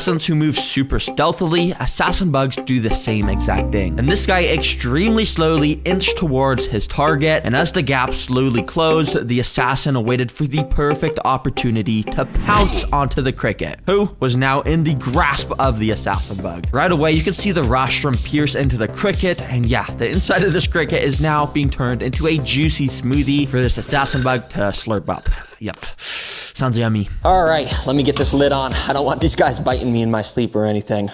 Okay, the next insect species is one I've been holding off on getting for a while, but it's a centipede. Yep, I finally got one, even though they're all extremely venomous, but oh boy, let me show you this guy. Yeah, I didn't get a small one either. I got one of the largest species in the United States, a giant Texas red-headed centipede. And as you can tell, these guys are pretty evil, because right away he started to try and climb the sides of the container to escape, which I definitely wouldn't want, because, well, we all know the infamous Coyote Peterson who gets stung and bit by everything. Well, he got bit by a very similar centipede to this, and yeah, based off his reaction, you could probably tell it's something I want to try and avoid, probably. Just cut the cameras. But it's definitely worth the risk because I get to show you guys how insane of a pet they are. Let me get them in this enclosure. Now, these guys usually live in desert environments, so we're gonna use a bit of sand for this enclosure, but also a solid mix of dirt and other natural stuff because it's actually what gives them the best conditions in their enclosure. Then we want to give this guy some nice natural stuff to hide under, and finally a couple skulls in here to signify how deadly these guys are to other insects. All right, let's get this centipede in the enclosure. And please don't bite me too. That would be much appreciated. But, oh, he's just gonna go crawl out. Oh, it's actually pretty gentle. Go on. Yep, go crawl out. Go on. Yep, just like that. Oh, yeah. Anyways, this dude immediately got to walking around his enclosure, and what makes these guys so cool is obviously how many legs they have. They're called centipedes because centa means 100, and they basically got like 100 legs. But not exactly 100, because I actually did count how many legs this guy had, and it was only 40. So yeah, their name is a lie, it's not 100, but I mean, it's still a lot. It's so cool to watch these guys walk around, but it's even cooler to watch them eat. So you already know, I got a cricket. And let's not waste any time. Let's drop this thing in here. And oh, things immediately were interesting because I dropped the cricket directly next to the centipede's face. But thankfully for the cricket, the centipede was distracted, and so the cricket walked straight past his face and kind of just walked onto his body. And then he kind of just started to ride it like a train. Dang, bro, you got to be careful because this train is, well, it's definitely about to eat you, bro. I'm just gonna be honest. And I was correct because only 30 seconds later, the centipede once again came across the cricket, and this time the centipede definitely saw him. And so the centipede started to follow in the direction the cricket ran. And so I also followed the centipede with my camera, and that's when I saw the two met again. And this time the centipede made his attack. The cricket tried to escape through the logs, but as I looked around the corner,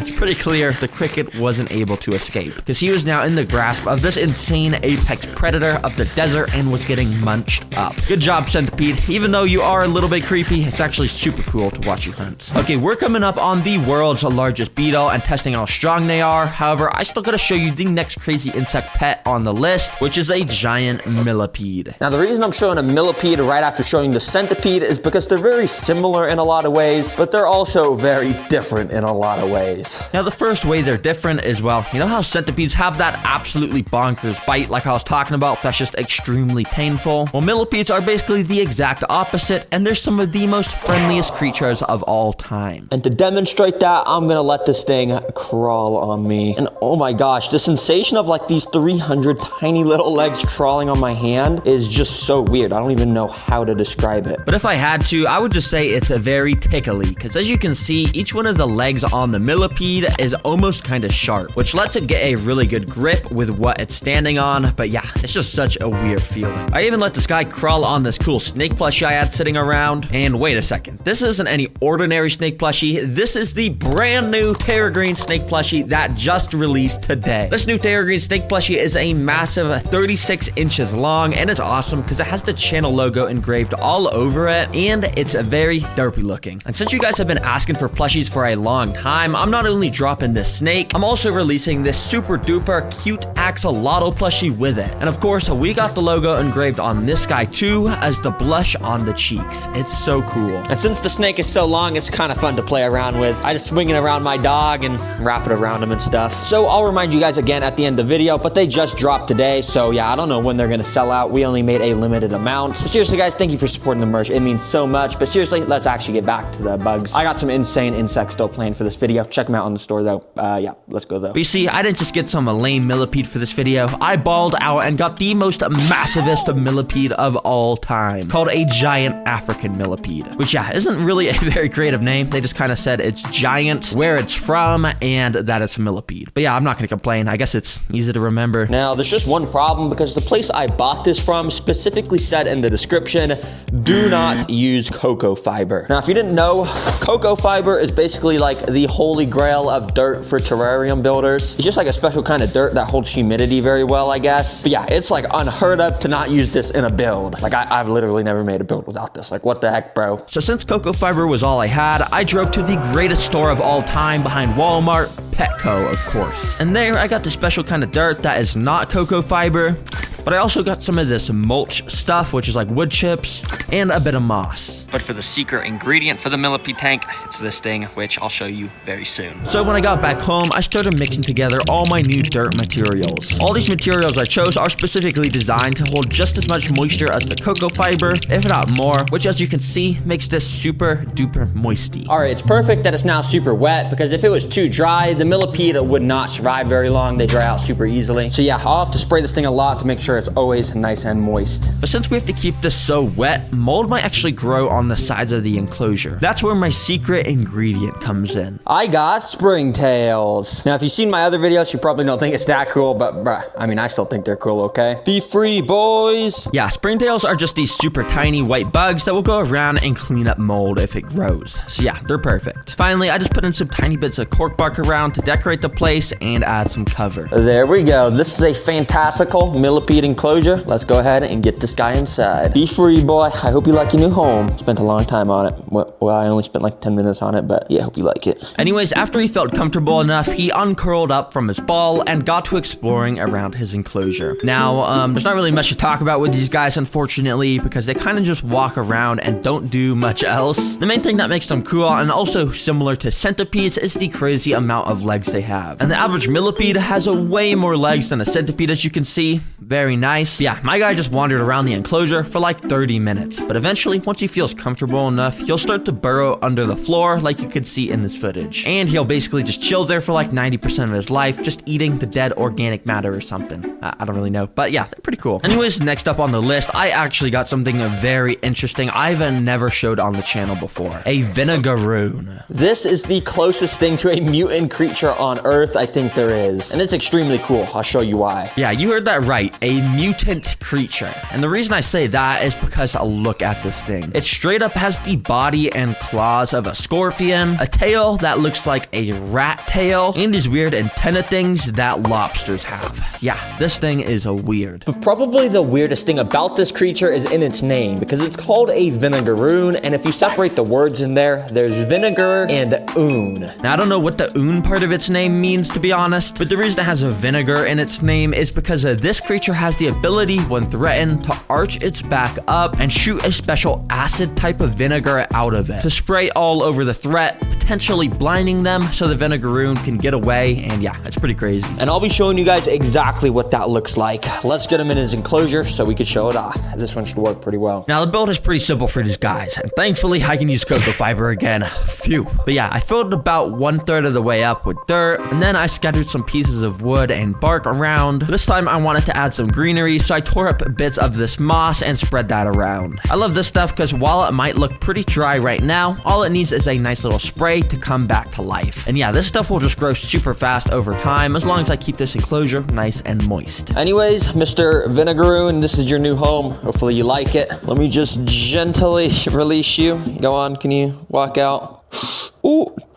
Oh, sorry. Oh, sorry. And yeah, immediately after putting this dude inside, he ran straight up to the glass to get a nice little drink of water off the droplets sitting there. It was pretty cool to see him using his claws to shovel the drops of water into his mouth. So yeah, dang, I guess he was pretty thirsty. Oh yeah, bro, I almost forgot. Let me get a water dish in there. Dude, that guy was thirsty. He instantly went and tried to get some water, so I'm just gonna go put that one nice in the corner. So yeah, I filled that up with a bit of water. With creatures like vinegaroons, you want to make sure their water dishes are very shallow, because they're not super smart. If their water dish was too deep, they might fall in and drown. So yeah. But anyways, my guy was having a lot of fun exploring around his new enclosure. All right, now I want to check out if this guy's gonna try and eat. Maybe he'll even shoot his acid, I don't know, but they are nocturnal, so yeah, I mean, he might not even eat at all. But you already know, I got a little cricket. Crickets love me, obviously. Let's drop this guy in. Bye-bye. I dropped a cricket directly next to the vinegaroon, so some action could theoretically happen right away. But if you've seen my other videos with nocturnal animals like scorpions, you'd probably know that they straight up just like to not eat during the day. Yeah, they'd rather let insects crawl right next to their mouth instead of eating them, apparently. But with this vinegaroon, it was a different story, because right after a minute of the cricket standing next to him, I noticed he actually started to strike towards the cricket to actually try and eat it. That means this vinegaroon was in hunting mode, And the next time the cricket came by, I noticed the vinegaroon use his little antenna to locate the location of the cricket, and then he walked over to strike it again. But unfortunately, he also missed once again. However, a bit later, I noticed that the vinegaroon had found the little water dish I put in there for him. He then proceeded to walk into the water to take a little bath, and I guess he was getting a bit more of a drink too, but the cricket was directly next to him still. And when the two creatures got a little bit closer, the vinegaroon once again struck and missed, but this time he was not going to give up and chased the cricket down to finally get a hold of it, all while splashing around in the water. But dang, bro now had an absolutely delicious, juicy cricket in his grasp, and yeah, he just started devouring it. Good catch, bro. I was not expecting that during the day. Now, unfortunately, he didn't use his acid vinegar spray thing, and that's because I think they only use that for defense, and obviously I don't want to stress this guy out, so I'm not going to force him to do it, but I will show you guys this very cool footage of them doing it. Watch this. So basically, like I was saying earlier, they arch their abdomen up, aim their tail up too, and boom, the vinegar sprays out right there. It's pretty cool to see it spray out, and it also has absolutely insane aim. Like here, the vinegaroon was able to spot on, hit the tweezers that was holding it. So basically, any sort of predator in the wild will know not to mess with this thing if it gets sprayed. It's a genius ability from the vinegaroon. But yeah, I put a lid on this enclosure, and boom, this is a pet vinegaroon. Now it's time for the real reason we're here, to test how strong beetles really are. And of course, I have the largest beetle species in the world, but I also have this one with insanely sharp mandibles, and this one that's pretty tiny, but it also has mandibles as well. Now, I'll be starting with the smallest beetle and testing the weakest objects in this guy's mouth. As the beetles get bigger, the objects will get bigger too. Until at the end, I'm gonna be putting my finger in this guy's mouth.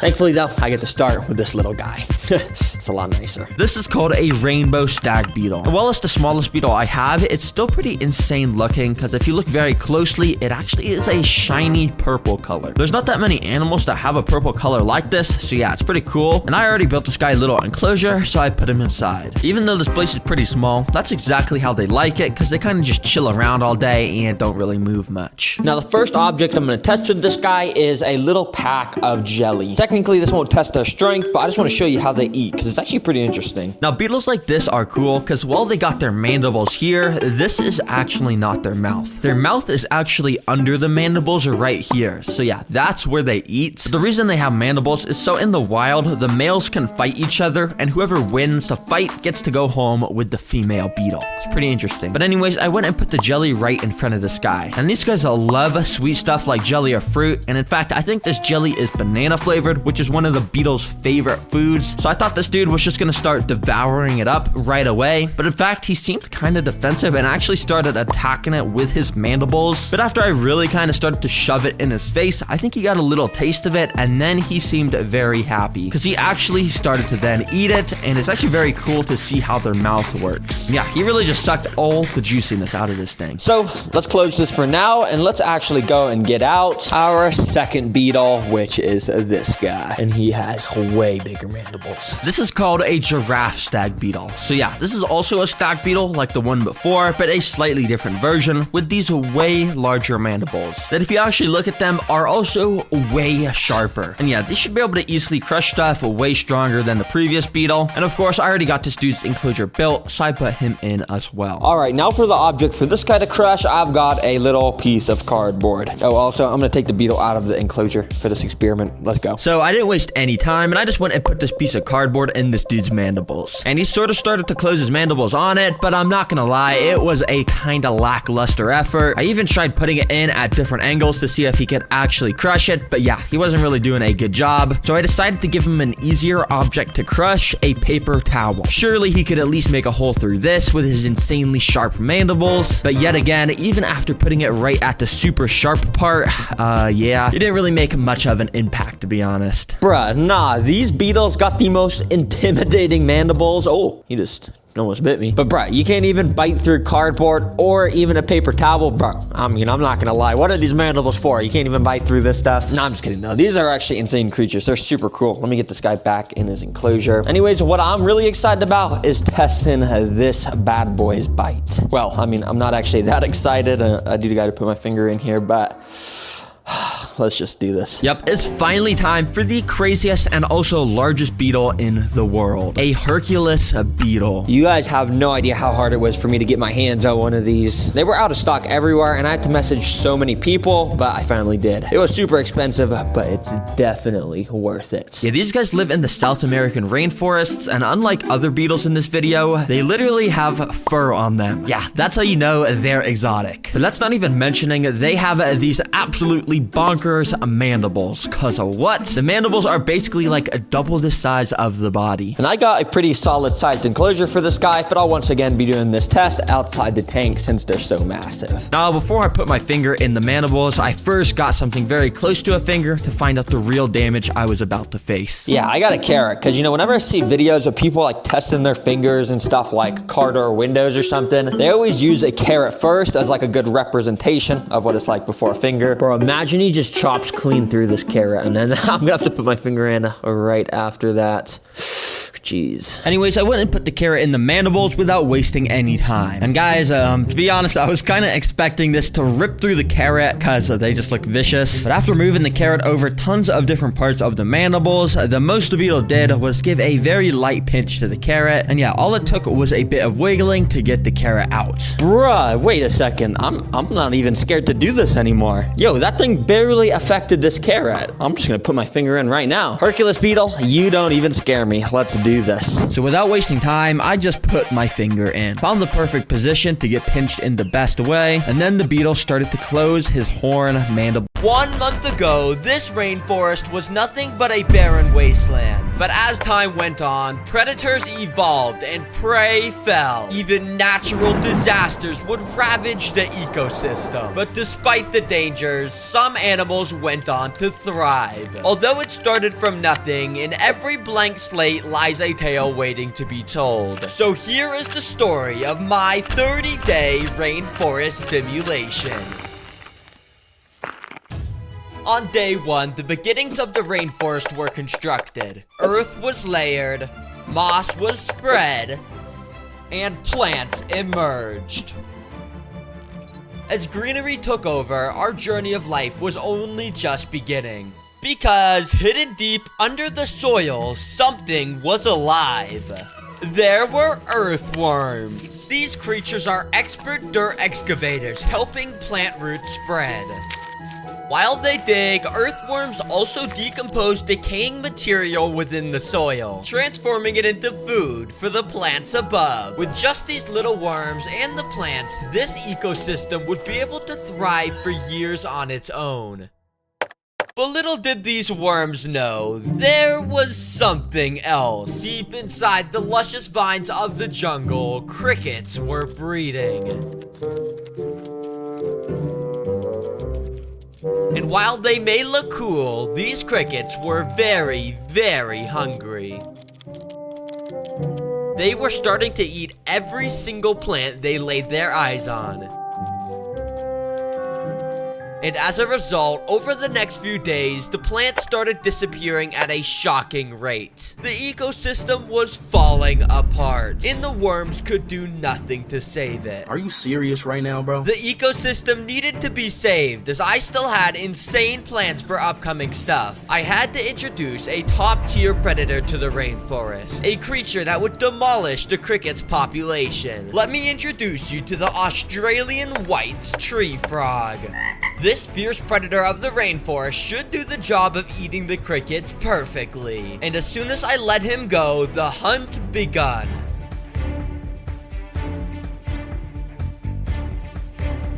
The crickets could feel its presence and they tried to hide. But it was no use. The frog had his eye on multiple crickets. And the helpless insects could do nothing about it.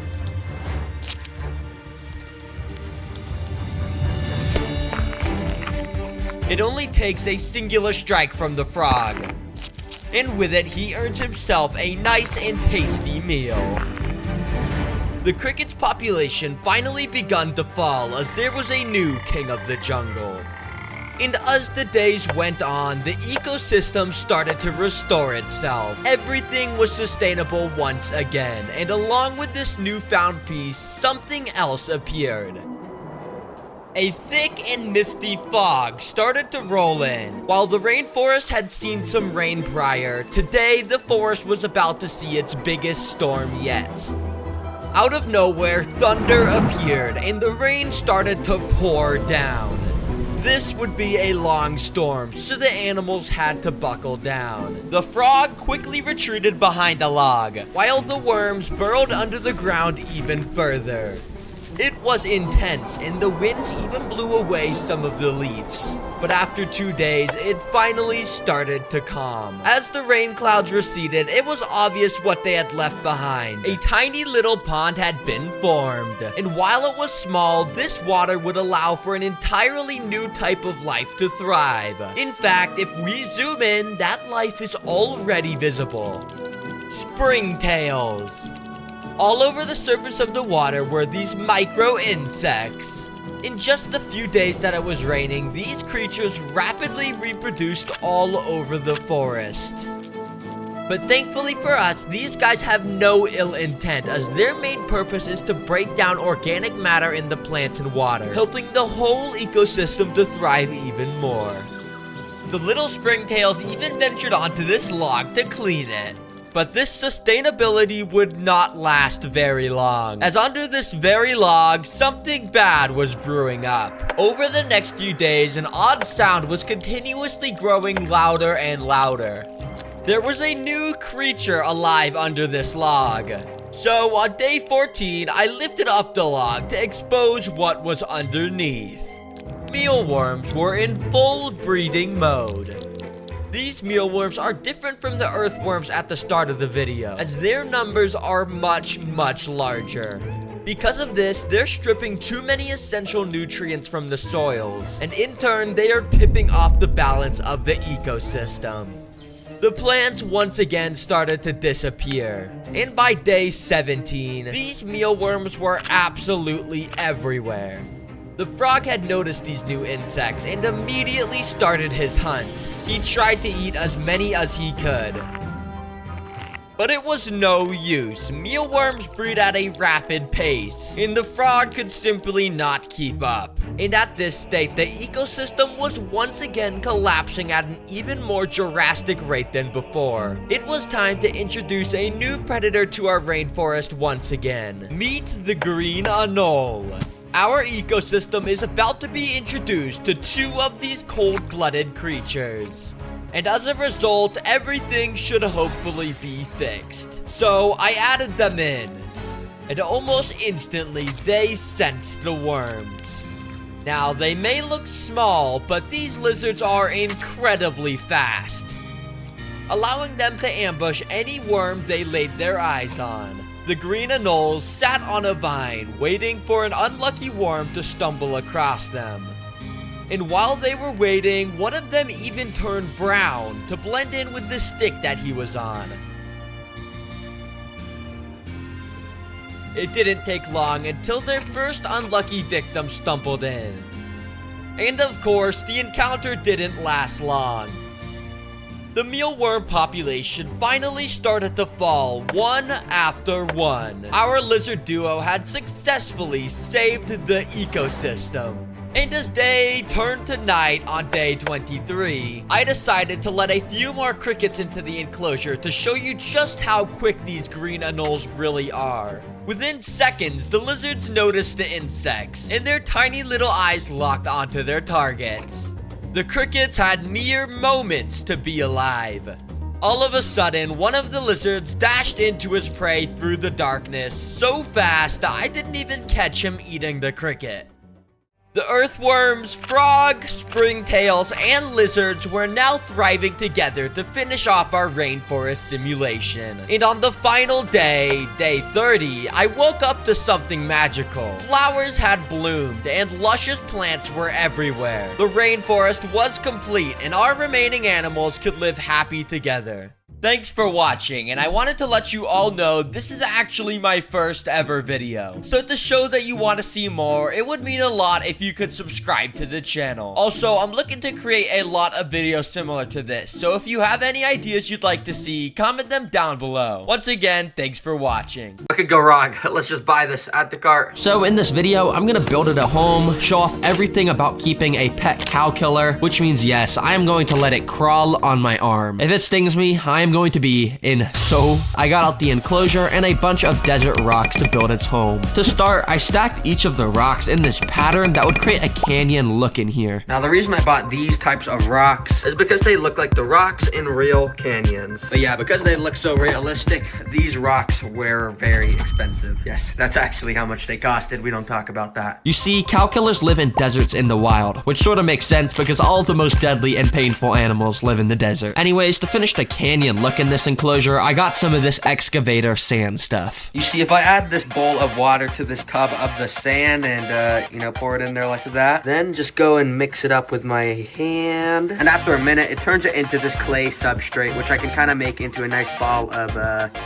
poop. Yes, it's kind of nasty. But basically, using this clay, I'm gonna go and stick it in between each of these rocks to kind of glue them together, and we're gonna have a nice completed canyon look in here. Anyways, after putting that all over the rocks and letting it dry, it ended up looking pretty good. But the next step to finishing this desert is, of course, to put some sand in here. Because, you know, deserts, they have to have sand. But before putting the sand in, first I've got these big bags of black rocks. And apparently if I scatter this around the floor before putting the sand in, it should help absorb any extra moisture, and that'll prevent any mold from growing in this desert. Next up, I got out another container and filled it with some sand and some of this soil to make the desert substrate. Basically, the reason why I'm using this as the substrate is because when I put the plants and cactuses inside, this soil is going to provide a lot of nutrients, so they're able to grow nice and tall, and we get a fully fledged desert in here. So I went and poured that on top of all of the carbon and pushed it up against the rocks to make the desert floor. But as you can see, this doesn't really look like a desert because of how much dirt I added to that substrate. So I quickly poured a thin layer of just normal sand on top so it would look like a desert once again. Alright, this is already starting to look like a good cow killer enclosure, but to make it even better, it's time to add in some plants and decorations. First, for the decorations, and that basically just means wood and rocks, because that's pretty much all deserts have, to be honest. They're pretty boring. First of all, I put some of this spider wood around the tank randomly and even used some of it to make little bridges across the canyons that the cow killer would be able to walk on. Then I got some of these longer sticks and put them on the side of the canyon to make it look like there were roots growing from it or something. Yeah, pretty cool. But I did end up getting two cool decorations, which are right here. The first of which is these little logs, which are called choya wood. And the reason these are a cool decoration is because choya,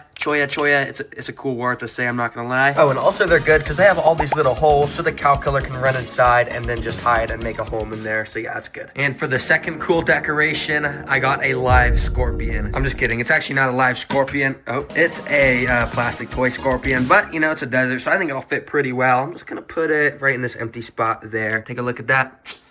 Looks pretty deserty. Now for the plants, and as you know, not many things can live in the deserts since it's so dry, so our only options are succulents and cacti, which of course are able to absorb tons of water. But I don't have any of those types of plants. I don't know how to say it plural. So I picked out a nice selection, and while I didn't get as good of a deal as that comment said, it still only costed like $20 for all these plants, which is pretty good. Anyways, to plant these desert plants, I shook off all the excess dirt and planted just the roots in the sand. And in no time, it was done. But the final step to finishing the cow killer's home is insects. And I've got two different species of insects I want to put in here. First of all, you already know, I've got springtails, the extremely tiny white creepy bug things. And yeah, there's just like 1,000 of them in here. All these tiny little white things moving, those are all springtails. But these are extra important in a desert enclosure like this, because every now and then I'm gonna have to go and spray each of the plants down and water them, and the springtails will make sure to eat up any extra mold that grows because of all the moisture. So yeah, they're pretty useful. Let's just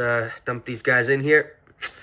Yeah, pretty good. And second of all, I've got these things, which are mealworms. But the real reason why I'm going to put these guys in the enclosure is because I'm kind of interested to see if the cow killer is going to go and just sting them, to be honest. I don't really know if the cow killer eats insects like this, but I guess I'm going to figure out with you guys once we put them in here. Well, this desert enclosure is now complete. So I cut the tape and got the container out that supposedly the bug was inside. Okay, so this is not so promising. It's just a clear plastic container with a paper paper towel. Well, I guess let me just carefully take the lid off and, okay, please, hopefully nothing jumps out at me. I very carefully used some tweezers to move the paper towel into another container. And then I carefully moved around that paper towel to try and reveal the cow killer. Oh, I think I see it in there. Wait, do you see that? Hold on, look at this. Oh, that's the cow killer. This may not look like it, but this thing right here is one of the most painful stinging insects, or not even insects, just animals in the entire world. But I couldn't just move it straight inside of the new enclosure because first I had to build the rest of it on so it wouldn't be able to escape. Because if it did, that would be really bad. Okay, well, it's right here, so I'm just gonna risk it for the biscuit and pick it up super carefully.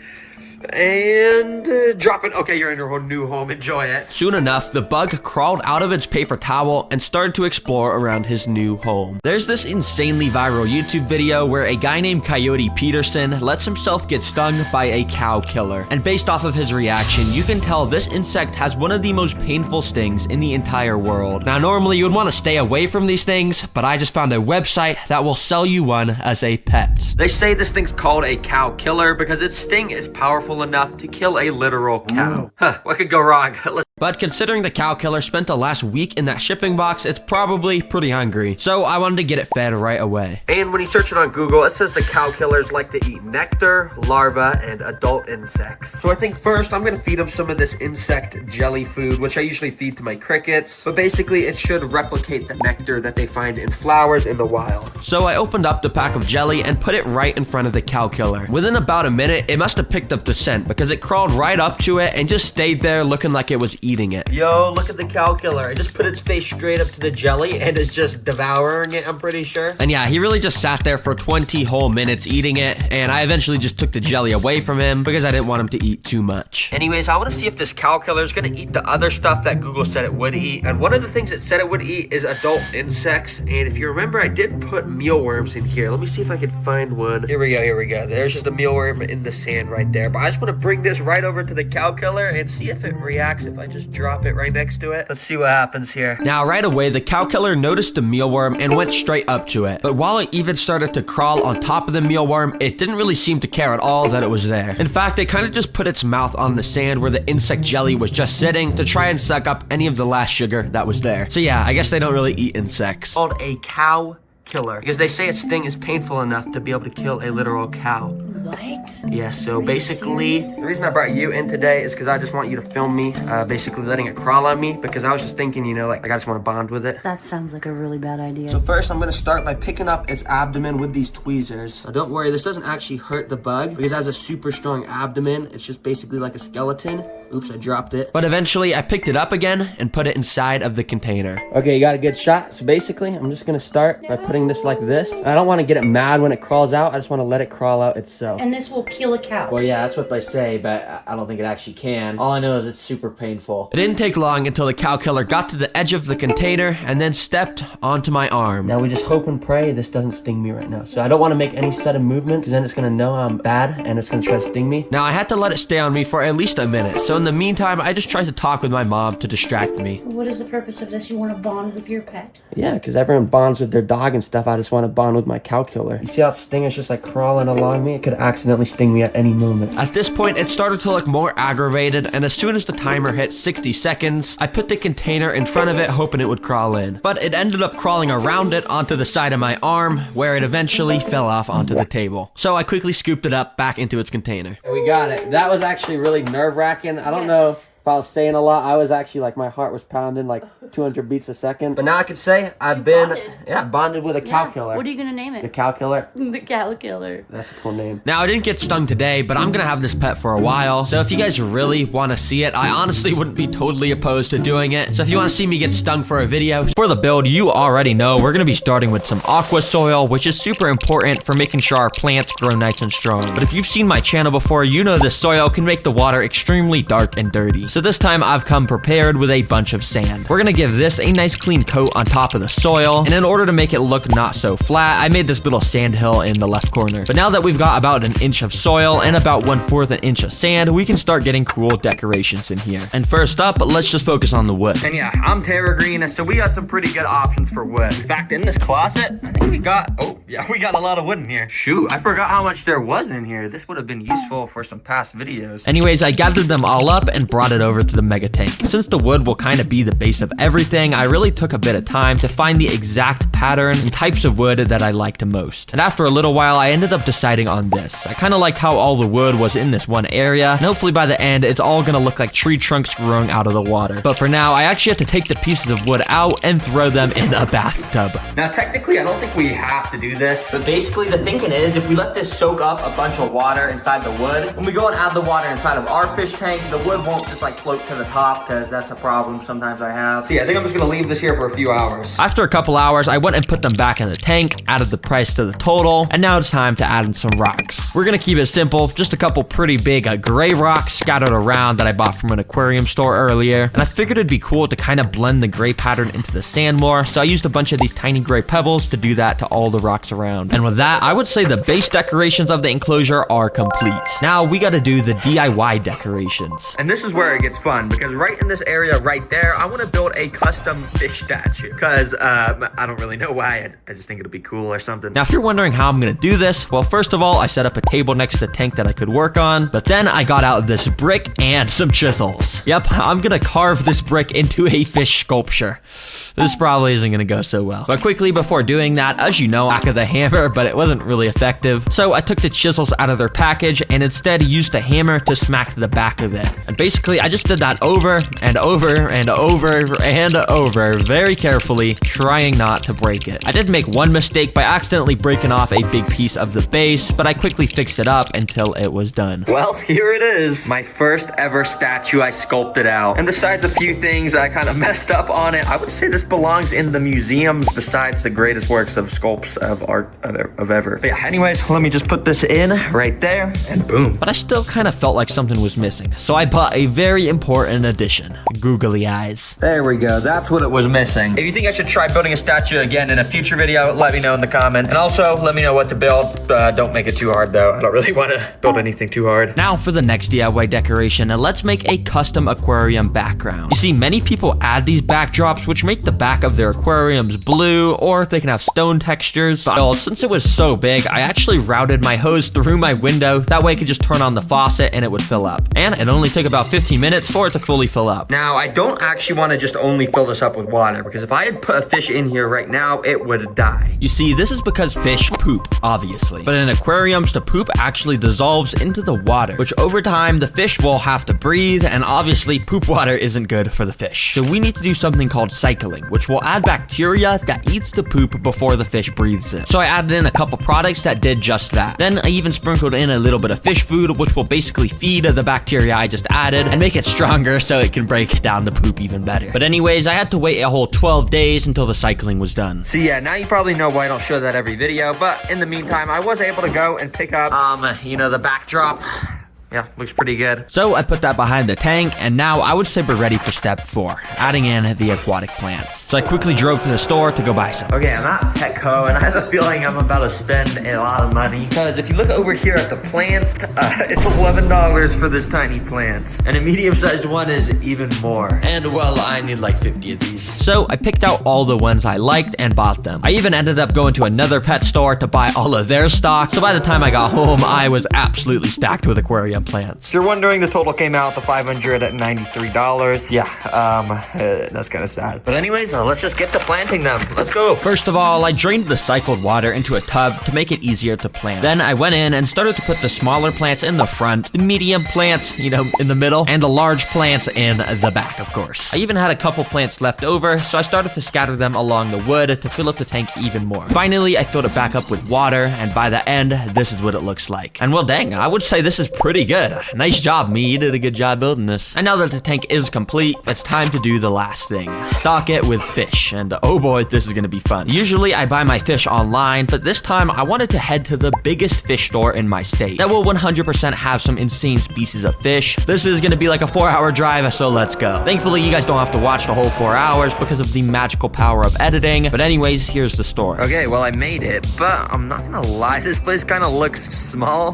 Was this worth the 4-hour drive? But when I walked inside, I figured out that this was definitely worth driving 4 hours for. Because look at this. They had like 7 of these aisles that were just absolutely stacked with the different fish species. There were so many options, and so many of the fish just looked so cool, and I wish I could buy them all, but I ended up choosing and buying just 4 different species, which I'm gonna keep a secret until I put them in the tank. All right, the goods have been gotten. And if you're wondering, the total came out to $500.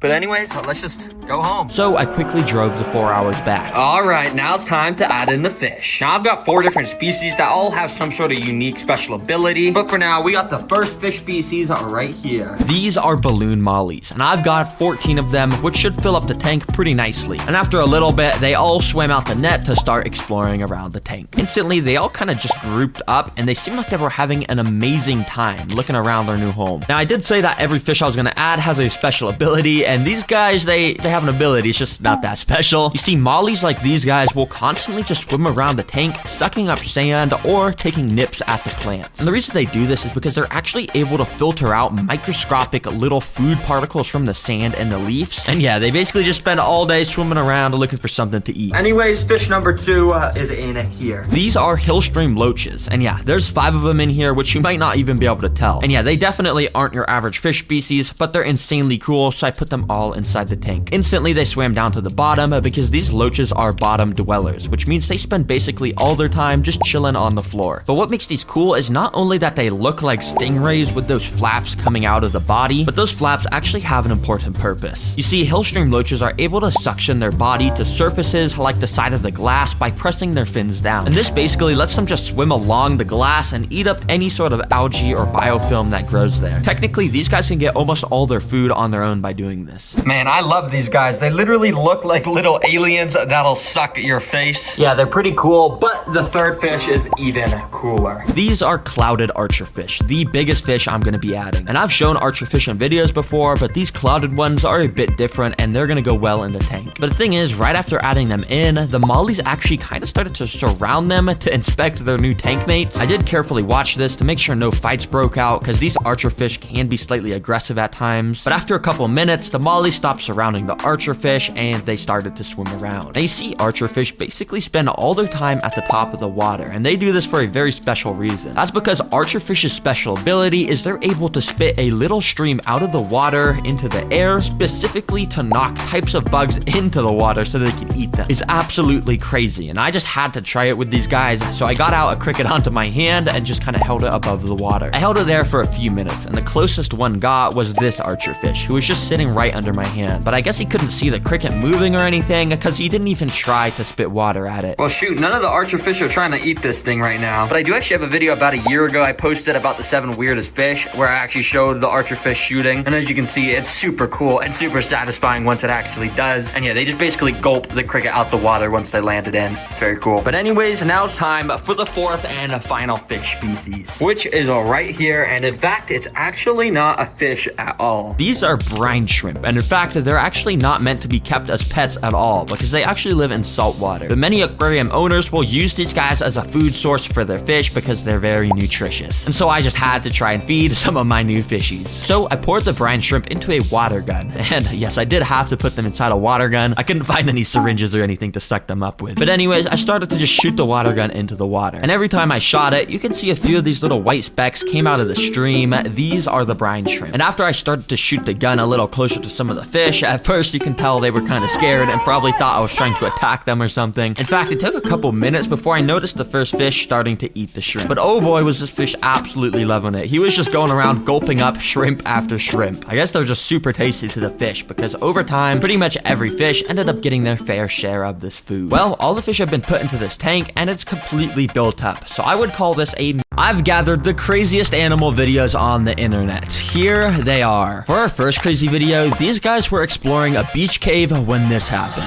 Yeah! Yeah, they got absolutely pummeled by a bajillion flies. Like, bro, what do you even do in that situation? You probably accidentally breathe in so many of those flies. Hey, I guess it's a little bit of extra protein. Okay, I feel like something could go terribly wrong in this video, because if you can't already tell, this is a real bear just sitting casually on a motorcycle with some humans. Yeah, but the craziest thing is, this bear starts to blow a horn. Nah, they trained this bear to be the car horn. Yeah, but I'm not sure why everyone here is just acting so casually. I mean, I guess this is Russia. I don't know if this is just a normal everyday thing there, but yeah, pretty crazy. Okay, I'll just let this guy explain this next clip. Hey, y'all want to see the coolest bottle opener in the world? Yeah, so basically this dude is holding a mouse in one hand and a glass bottle in the other. He then goes and puts the mouse on top of the bottle, holds the bottle up, and nature does its thing. Break time! Now, I found some pretty cool videos of shark cage encounters like this one, where the shark very angrily slams into the cage with its mouth open. To be honest, I don't know why people willingly go inside these cages. It looks pretty scary. But if you didn't know, the clips just get crazier and crazier as the video goes on. So obviously in this next clip, the shark that attacked the cage was even more aggressive. The shark grabbed onto the cage sideways and literally would not let go. Everyone was screaming inside, but don't worry, I think they're all safe because they were also laughing. Yeah, like I said, I don't think I would go inside of one of these cages willingly. Okay, someone has to explain this video in the comments to me because it makes no sense. Obviously, you can see a bird in front of an iPad, but then this bird starts to use the iPad like a human can. And it starts swiping through the pictures, not randomly or anything. Like, actually, this bird knows what it's doing on the iPad. And eventually, he gets to a picture of a sandwich and literally zooms in on it. And he starts doing a happy dance because apparently he loves sandwiches. What? I genuinely think this bird might be smarter than me. I'm not even gonna lie. Okay, you are about to see a bear go above and beyond for a meal, because apparently there's a little worm bug thing in the soil under this tree, and when the bear saw it, he walked up to the tree and he did this. Yeah, bro literally started to knock down the tree until he literally did knock down the tree. And then he proceeded to dig through the rubble for this meal. Good job, bro. Hopefully that was worth the effort for the worm. Nice. Okay, remember that bug swarm clip from earlier? Well, I think I found one that's even funnier. Like, what the heck is going on? This is genuinely pure chaos. Whistles, screaming, car horns, and a billion bugs. Nah, bro, never put me in this situation. Okay, now you might be wondering, why on earth is a snake slithering on a power line? Well, apparently this snake saw some birds up on this power line, so somehow he got up onto here and is now absolutely risking his life to get a meal. I mean, I know some snakes are good climbers, but this has got to be extra risky considering there's no extra tree branches for him to grab onto if he falls. And yeah, I'm not sure what the snake was expecting because birds do actually have wings. Every time the snake got close, the birds kind of just flew away. Yeah, well, good luck getting down, bro, because I have no clue how you even got up here. Okay, this might be the most evil pet owner ever, because look at this. Rocks, paper, scissors. Paper, scissors. He taught his bird to say rock, paper, scissors, shoot, and then he put him in front of a mirror to infinitely play rock, paper, scissors with himself. Paper, scissors.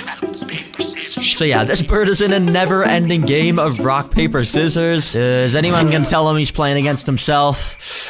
Anybody? Oh, now this one's actually pretty crazy. You see, this dude is an ultra hummingbird enthusiast. But usually hummingbirds are impossible to get close to. So he built this super cool contraption which he fills with nectar, straps to his head, and then the birds will fly extremely close to his face to drink it. And as long as he doesn't move at all, this just lets him watch and study his favorite birds for hours. Now, this is actually pretty wholesome. Everyone drop W's in the comments for the red hat hummingbird guy. Okay, this will probably be the most monkeys you ever see in one video. I'm not sure where this was recorded or why there's so many monkeys just running in the street, but yeah, there is. So the crazy part of this video is when fireworks randomly went off and of course spooked all the monkeys, causing them to go bananas. Yeah, there is a genuine stampede of monkeys. Are these guys just gonna live in the city now or what? I don't really know. Okay, if I was this diver, I would be so mad because you can see he puts his GoPro camera up to this octopus to try and get some cool footage. But if we switch to the GoPro's view, we can see things quickly started to go wrong because the octopus started to climb out of its hole and actually put one of his tentacles onto the camera. But he didn't stop there because he then completely climbed onto the GoPro so the diver couldn't record anything anymore. Dang, I guess this octopus was camera shy. But thankfully the diver had a backup camera so we could see the struggle he went through to get this octopus off. Yeah, it took about like 2 minutes, but eventually he was successful and the octopus swam back off to the sea floor. And it's cool because you can see the octopus change its color as it swam away to camouflage. Okay, so we all know the story of the tortoise versus the hare. Well, some people actually recreated that in real life. Yeah, might sound stupid because you would just expect the hare to obviously win, but similar to the actual story, halfway through the hare stopped to take a break because he was so far in the lead, but the tortoise was still going with all of his might and overtook the hare and eventually made it to the finish line to win the race. Dang, who knew slow and steady actually really does win the race? Okay, I'm not sure what's up with bears acting like humans in this video because this security camera caught a bear that walked up to this family's car and for some reason it got up on its hind legs like a human and using its arms, it just opened the car door casually and started rummaging through the car. I have no clue how it just knew to open the door like that, but yeah, apparently it just ate all the food inside and then just walked away. Animals are getting too smart, I swear. This next clip documents something not many people have successfully been able to record, but basically it shows a caterpillar being born. Oh, but not only that, because it also shows that same caterpillar when it went into its chrysalis stage. And yeah, I just think it's insanely crazy to see the caterpillar crawl out of its old skin and eventually turn from this green shell into a fully grown butterfly, which then eventually is able to crawl out from the chrysalis and is able to restart the life cycle itself. Okay, this bird is about to sing a song and I want you guys to guess what song he's singing.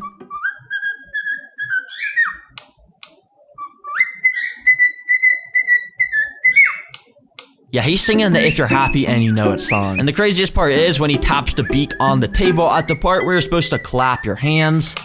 Like, how do you even teach your bird to do that? I'm in awe with how smart some of these birds are. Okay, this video basically shows an orangutan from a zoo interacting with a dog. And you won't believe how locked in this dog gets at the orangutan. Because for some reason, the orangutan starts to try and annoy the dog by banging on the glass, which gets the dog so mad. Yeah, this dude looks like he wants blood. And the best part is when the orangutan starts to put a stick through the hole in the glass to tease the dog, but the dog doesn't even budge at this point because he's had enough of this monkey's rage bait. What an interesting interaction. Okay, take a listen to what this guy has to say real quick. We've got our friendly neighborhood spider who's chilling over here. And the cockroach. Yeah, I thought this video was so crazy because it shows why Australians actually love keeping these giant spiders in their house. Because in it, he catches a cockroach from the shower to demonstrate how good these spiders are at hunting. Yep, within like half a second, the spider pounced onto the cockroach and started to devour it. So basically, having these things in your house is like a built-in pest control. As long as you're fine with seeing giant spiders every now and then, which I definitely would not be okay with. Now, this video shows the most insane alien-looking creature on Earth. Yeah, this isn't fake. It's actually a super rare type of moth. But what makes this video even more crazy is usually these moths look like this, without those black hairy things coming out the back. But on special occasions, the males will inflate those things coming out of their body to look like this insane Goliath alien-looking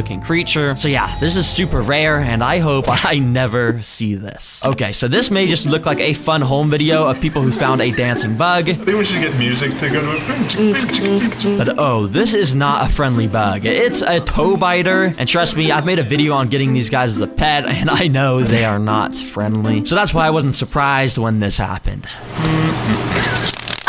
Okay, bro, I just thought that scream was too funny to not show. Let's see that one more time.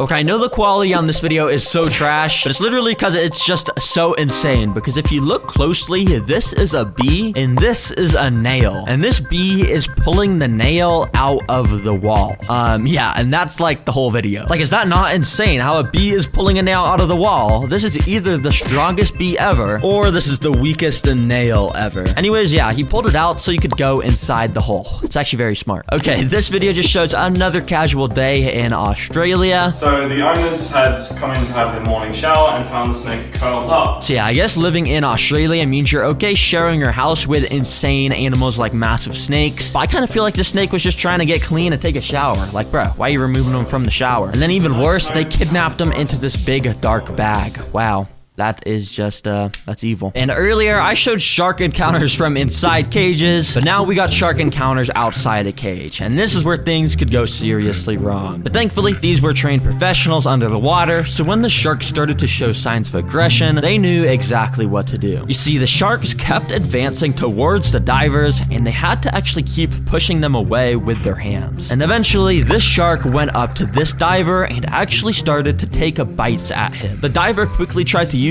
all of his strength to push back the shark, and thankfully after a bit the shark actually did back off. Dang, that was a close call, but thankfully the diver stayed calm and did everything right. There it is. I've scoured the internet for the craziest insect videos I could find. Beetles painting pictures, insane slow motions, and so much more. Anyways, our first video is this, which shows what happens when some dude left a piece of cheesecake out near his ant colony. And well, let's just say the ants didn't waste any time to absolutely start decimating it. If this doesn't show why you shouldn't leave food out, then I don't know what does. Dang. Now, as the video goes on, the clips get crazier and crazier. Where in this second clip, a guy got a video up on his phone of a bunch of butterflies flying around and put his pet mantises in front of it. And yeah, I guess the mantises must have been hungry because you can tell this guy was absolutely locked in, ducking and weaving and lining up the perfect shot to attack the butterflies. But yeah, he was very confused why he couldn't grab it. He was trying multiple times. Then there was this mantis that was legit staring at the screen for a minute before he made his first attack. But yeah, for him, it was no different. He couldn't really grab the butterflies either. First, we got iPad kids. Now we got iPad mantises. Really, bro? What's next? iPad frogs? Wait a second. That already exists. Okay. Okay, next is one of the craziest videos I've seen of ants. And you may not be able to tell what's going on right away, but you see this dangling thing? This is all ants. And it's like a bajillion ants all joined together, starting up at the corner of this roof, spanning all the way down. You can see so many ants grabbing onto each other's bodies to make a literal ant bridge. And on top of the bridge, you can see more ants just walking around on top of it, doing stuff like carrying eggs and food. And this bridge goes all the way down, curves back up, and connects to a wasp nest. Yep, these ants are so genius, they built this bridge to straight up attack a wasp nest, and now they can probably feed their colony for days. Wow. And wait a second, if these ants can just stand on the roof here, why did they just walk from here to here? Are you guys sure this giant bridge was necessary? Okay, anyways, it's still crazy. Now for the next video, which shows this little thing. This is a beetle grub, and this is gonna show the process of how they grow up into a beetle over time. Oh, by the way, this is not a normal beetle species. This is the largest beetle species in the world, a Hercules beetle. And as the time goes on, you can see even just this grub starts getting much larger than what a normal fully grown beetle would be. And after literally over a year, this massive creature starts to go into its pupa stage, where you can see exactly how it transforms from a worm creature into a beetle. First, you can see the legs starting to grow, then the giant horns start to emerge from the head that the species have, and boom, after a long 500 days, the beetle emerges from its pupa, and yeah, that's how long it takes for one of these beauties to be born. By the way, it's so cool to watch these guys fly. This is not an edited sound or anything. It actually sounds like a literal helicopter when their wings are flapping. It's insane. Oh, and in these next videos, they show a ton of cool bugs crawling around on this guy's hand, like orchid mantises and leaf insects, which are super cool because they look like leaves, obviously. The main reason I'm showing you this is because this guy also lets other stuff crawl on him, like these insanely creepy creatures. Yeah, even I, Tara Green, would not let those crawl on me. What the heck even are those? But yeah, he also lets stuff go on his face, like this giant moth. Dang. And a Hercules beetle from earlier, which, like, dang, bro, you gotta be careful with. That giant horn could easily poke your eye out. But actually, respect to you for keeping all these insanely cool insects. It's actually so cool. Now, earlier I showed mantises attacking the screen, but if you wanted to see what it looks like when a mantis eats real food, this is it. And actually, this is a massive locust, so it's pretty cool to see a mantis eat this whole thing, since it's pretty much as big as him. But first, the mantis starts devouring its head with its alien mouth,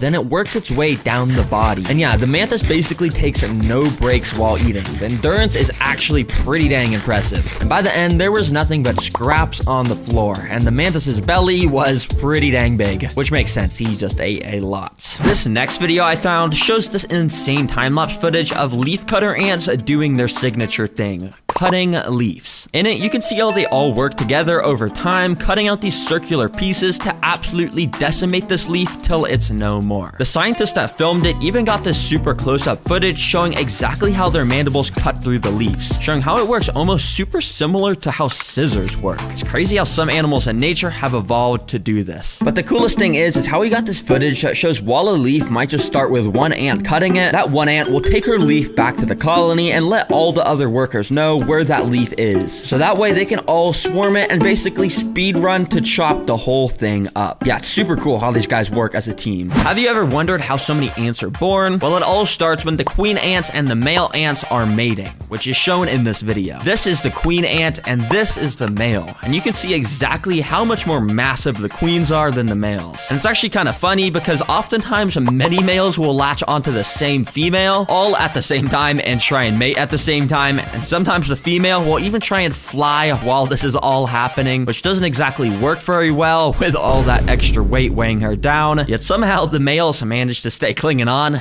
Dang. Okay, you won't believe this next video, because in it, a kid decided for some reason it'd be a good idea to get pet bed bugs. Yes, like the things that bite you when you sleep. He literally built them a natural sand enclosure and made a mini mattress for them to sleep under. And yeah, since they were his pet, he had to feed them. So he let them crawl on his arm and suck his blood. Yeah, if you couldn't already tell, this isn't just some random kid, this is me. Yeah, last year I made a video about getting pet bed bugs, but I just thought I had to get a spot on the craziest insect videos, because yeah, I had to be the first person to get pet bed bugs. But by the way, guys, my mom made me get rid of them for some reason. I don't know why. Mom, I was just wondering why you made me get rid of the pet bed bugs.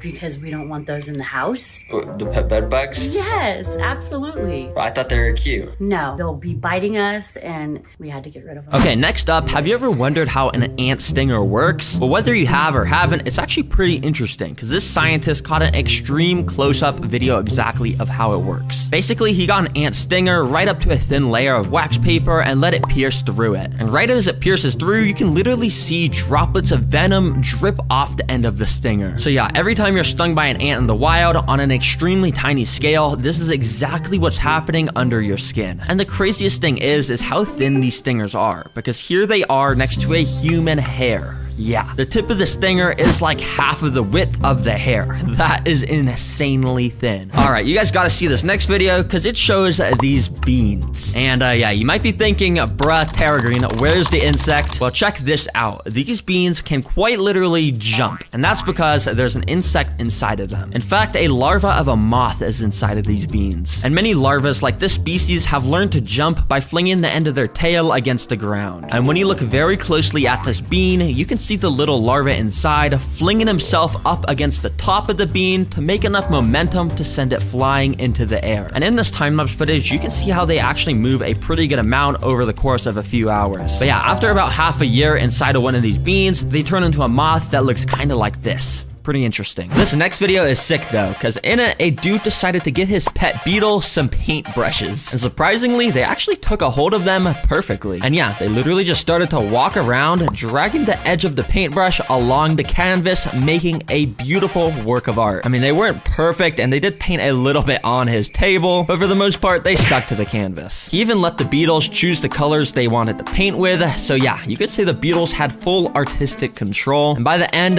this is what it looked looked like. Now this is modern art. This could easily sell to some art museum for an insane amount of money, cause like the fact that beetles painted this makes it so cool. I'm being so serious. Insect House, the guy that made this video, you could like actually reach out to some art museums and actually sell this thing for like $1 million. I've seen some crazy modern art sell for insane amounts of money. Actually do it, bro. I'm being serious. Okay, the next video shows something nasty, because we all know roaches, right? Like they're just some chill little insects. Well, I filmed this video that shows how they're born, and yeah, this isn't a clam or anything. This is an egg sac, and yeah, that's a ton of roaches coming out. Nah. Basically, when the mom roaches are ready to have babies, they develop their egg sacs in the back of their body, which you can see right here and here. And a day before they hatch, they drop them on the ground. And basically, each one of these slits in the egg sac is a baby roach that's about to hatch. And yeah, literally all at the same time, you can see the bottom of it starts to slowly expand. And these little white worm things start to poke out. And these are all the new roaches that are now born, and they're gonna go run around and find homes for themselves. Dang, sorry if you're eating, but to be fair, if you're eating, you probably would have clicked off the video by now. Alright, second to last video, and I've saved some of my favorites for last. Because in this footage, a guy put out this red sugar water and then let his ants loose near it. Obviously, ants are super attracted to sugar, so they started to swarm it. But the thing that's so interesting about these ants is that they're a special kind of species that can store extra liquid inside their abdomen. Yep, you heard that right, and you can see it super clearly in this footage. As this ant sucks up the sugar water, his abdomen gets way larger and way more red, and it's actually insane to see. But by far the coolest thing to see is this footage of one of the bigger ants who was full of sugar water going up to this empty ant and literally feeding it some of its sugar water. You can see this one's abdomen getting smaller as this one's gets bigger. And yeah, it's kind of nasty how they just regurgitate the food into each other's mouths, but they're ants. I don't really think they care. Okay, now our last video. This video shows a snail hatching from an egg, which is pretty cool to see because like I didn't even realize, but yeah, snails literally hatch with their shell. I don't know why I didn't really think to realize that, but yeah, they do. But the real reason I'm showing you this is because this is the most insane snail species of all time. Because this video also shows what happens over the months as this snail species grows up. It literally keeps getting larger and larger and larger, bigger than any snail species you've probably ever seen before, until after 3 years it is fully grown. And oh yeah, this is a giant African land snail, the largest snail in the entire world. And yeah, they are absolutely insane. The fact that this is bigger than a hand is like, what? I mean,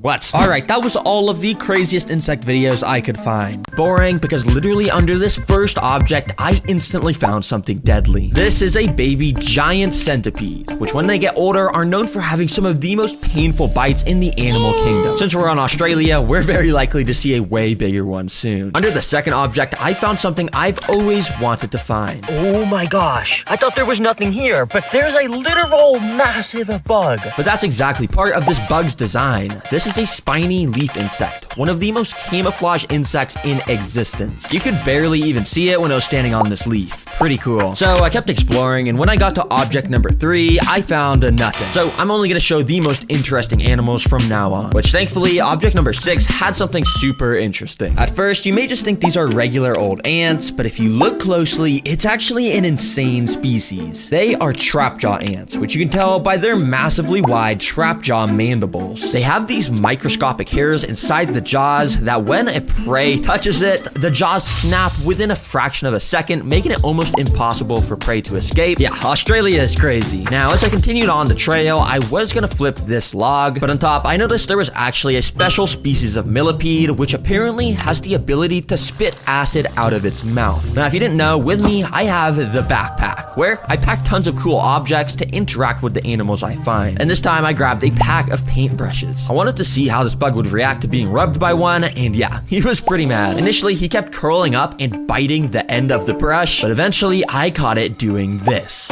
Yup, it just sprayed its acid defense chemical, which stained the edge of my paintbrush, and yeah, it just kept biting it over and over. Well, sorry for disturbing you, little guy. That was pretty cool to watch, though. Now, as I continued on to object number 11, I found this. It's not a rock, it's actually a termite nest. Yeah, termites will spend years, day by day, constructing a nest out of dirt. Sometimes they even get absolutely massive like this one. Although this one looked like it may have been abandoned, and there was something infiltrating it. Yo, there's like a weird tail thing coming out of this nest. Yeah, it was literally partly inside the termite nest and poking its head out. I thought I had found some undocumented snake species or maybe a leech, but if you actually really focus hard on how this thing is moving, and in specific, this tiny little white thing on the edge of its head, you can tell that this is a baby land planarian. If you don't know what these are, well, they are insanely creepy. In this footage, you can see how they eat. Basically, they go up to an unsuspecting snail or worm, then all of a sudden, they completely wrap around it, releasing a sticky mucus to make it impossible for the prey to escape. Then, they push some weird alien tube out their body that they can inject into the prey to then slurp up the insides like a smoothie. Yeah, talk about brutal. I think I'm gonna have to leave you alone. Now, under object number 16, I found a cricket, which I just thought was cool because in America, the crickets are a bright tan color usually, but this one was way darker. Now, I quickly took out the backpack and grabbed a clear container out from inside. Yeah, if you didn't know, these crickets make an excellent food source for other animals I'll find, so I'll be saving For deadly crocodiles to be swimming in. Oh, maybe I shouldn't be standing so close, actually. Yeah, I don't know why everything in Australia is so deadly, but I went and flipped some rocks along the river where I of course found a little earthworm. Nice. Under another river rock, I found a pretty solid sized beetle grub.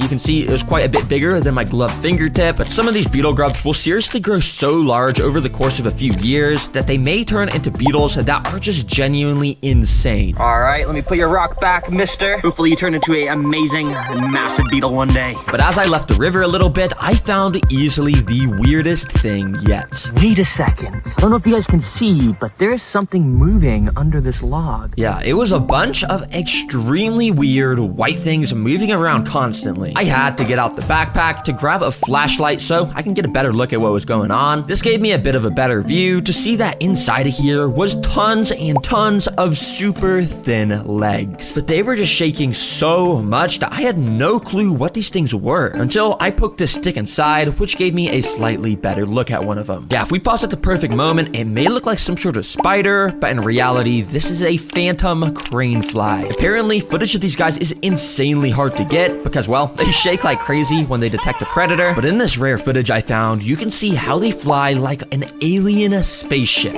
I'm not even gonna lie, this might be the coolest fly species on Earth. What? For object 29, I flipped some of these dead seed things and found another super cool ant species. You can see by these guys' awesome gold and green color that they are Australian weaver ants. And what's so interesting is you see how this guy has its green abdomen pointing up? Well, that's actually their special ability. While most ants have mandibles or stingers to take down their prey, well, weaver ants literally have an acid spray in their abdomens that they use to either defend themselves like these ants or spray other attacking ants. And yeah, they also build bridges out of their bodies to help the rest of the colony walk across leaves. Talk about a crazy ant species. Now, the next animal I found was actually under a tree. If you look closely, there is actually some sort of bug that looked like it was just floating right under here. I had to put the stick behind it so my camera would focus on it, and after it did, I saw that this is actually a super cool animal called an inchworm. These guys are basically able to float under trees by spinning a tiny thread of silk that connects them to the leaves above so they can just hang from it. But this guy actually climbed onto the stick I was holding, and when I went to put him back, you could see how they have some of the funniest movement. Since their legs are only on the front and back of their body, they just walk around by curling their entire body up like this. Seems like a lot of effort, but yeah, I just put this guy right back. Now, object 41 was this coconut, which I found out something super cool about. But interestingly, I first noticed that there was actually one of those trapjaw ants from earlier biting onto my finger. Yeah, I wasn't joking about how strong these things' jaws are, and he was glued onto my hand just trying to inject his venomous stinger in. Good thing I had these gloves on. Anyways, what is so interesting about this coconut is almost this perfect circle drilled into the side of it. This is not natural. It's actually a sign of a giant white-tailed rat. You see, these things live in the Australian rainforest and find fallen coconuts. They then use their insanely large teeth to drill a massive hole into coconuts, which most animals can't do. Then they drink up all the coconut water and eat some of that tasty white meat on the inside. But after the rat leaves, other bugs also come in here like these sap beetles to eat the bacteria that grows inside. Dang, a lot of life in one single coconut. And so I kept on exploring, and when I flipped object 44, I found some of the weirdest springtails I've ever seen. If you didn't know, springtails are tiny little bugs that are usually white, but these ones in Australia I found are bright red. That may not seem super interesting, but if you didn't know, there's a massive market online of people buying and selling super rare springtail species, and apparently 10 Australian red springtails sells for over $30. So yeah, if I was smart, I'd grab these and sell them, but I don't want to interfere with the wildlife, so it was connected to the water here, so I figured I should flip a couple seaside rocks. Under some of them were these aquatic snails with these pretty cool looking shells, and out of other rocks, crabs would dart out looking for cover. I wanted to get a close-up of that crab that ran out, so I flipped the rock right next to it and found an even bigger crab. Oh, look at him, bro. He's just staring at me with his claws up. Yeah, you could see, compared to the size of my finger, he could definitely give me a pretty good pinch, but thankfully, he went and retreated down into his perfectly placed hole. Now, there was also some tiny fish here that I tried to catch with this net from the backpack, but they were just so unbelievably fast, if you can even see them moving around in this film. The craziest and deadliest ocean life in the world, so I think I'll definitely come back here to make an underwater video one day. Make sure you're subscribed so when I come back here, you'll get notified about the insane video I make. Anyways, yeah, let's keep exploring. Now, back in the rainforest, I ended up finding a little log and flipped it. Underneath was just some super tiny, kind of boring ants, which normally I wouldn't show, but as I was watching back this footage, I noticed this leaf had something super cool on it. See all those weird bumps perfectly laid out across the leaf? Well, those are eggs. Apparently, there's a bug called a large leaf-footed bug that lays their eggs on the bottom of leaves and apparently are able to lay them in this perfect brick formation, which I just find interesting how symmetrical it is. As I continued down the rainforest trail, I found something pretty crazy. Yo, these have got to be the biggest fruits I've seen in my life. And in fact, this is actually the largest fruit in the world, called a jackfruit. But what was cool was that it was split open by some animal and was completely rotting. Tons of wildlife was eating it up, like these flies, and it even had some little worm larvae things that were just eating their fair share of it too. Must be pretty tasty.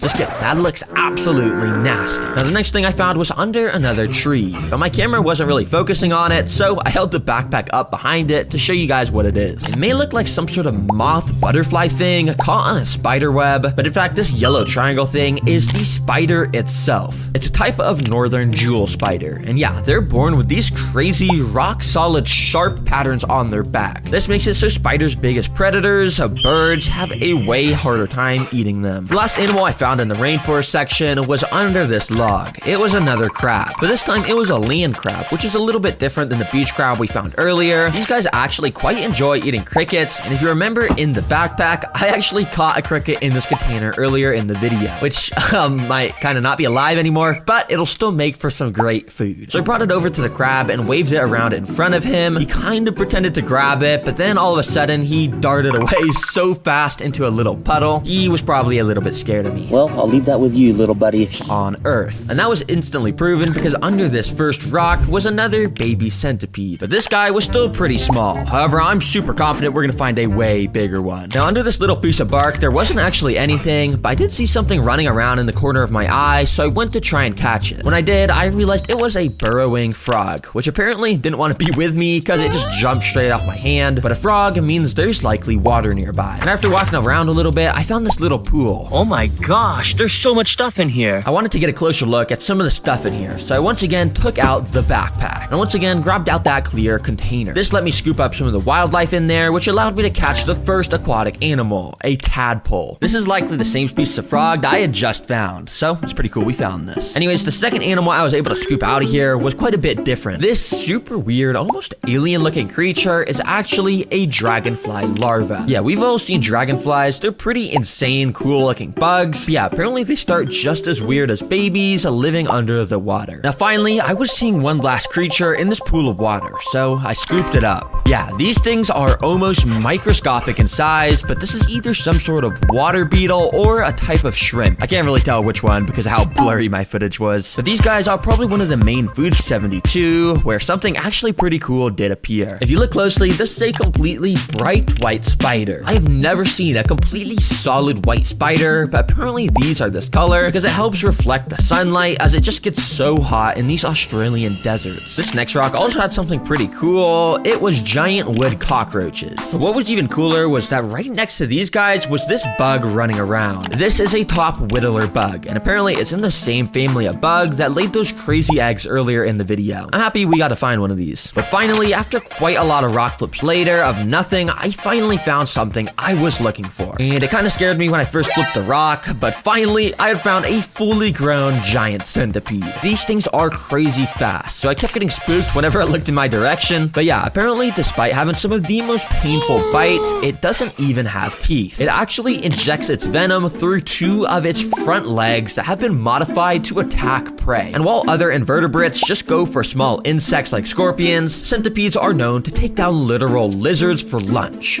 Pretty crazy. Thankfully, the next rock that had something under it also didn't disappoint. Out from underneath ran a little type of velvet gecko. I didn't get to see it for long, but geckos are always pretty cool to find just because of how interesting of an animal they are. They're also some of the most common pet reptiles kept by people. Now, these next rock flips all rapid fire because I wasn't finding anything super insane, but I did find some termites finally. Also, I found this kind of cool grasshopper which just jumped into the grass, and I found a super cute caterpillar with a pretty unique pattern. If you're wondering, this caterpillar species turns into this pretty cool moth. But to find the best rock I could that could have a snake under it, I needed to find a rock like this that had a little gap under it where a snake could be. But thankfully, it didn't take too long till I ended up finding this. Oh, yo, is that a lizard tail or is that a snake? But as I moved my camera to get a better angle, I was almost certain I had found the body of a snake here. So I very carefully moved the rock to get a little bit of a better look at what was under here. Thankfully, this didn't look like one of Australia's deadly snakes. In fact, based off the pattern, it looked like a Stimson's python, which take down their prey by constricting it, not with venom. I swear, every single rock flipping video, I find something cool on the last rock. But dang, I mean, I don't really want to stress you out, bro, so I guess I'll just leave. Honestly, I found so many cool and unique bugs that made this trip worth it, but I know Australia has so much more to offer in regards to crazy animals, so I'm definitely coming back out here one day to make a part 2. Subscribe. There is a 1 in 73 million% chance that a snake is born with 2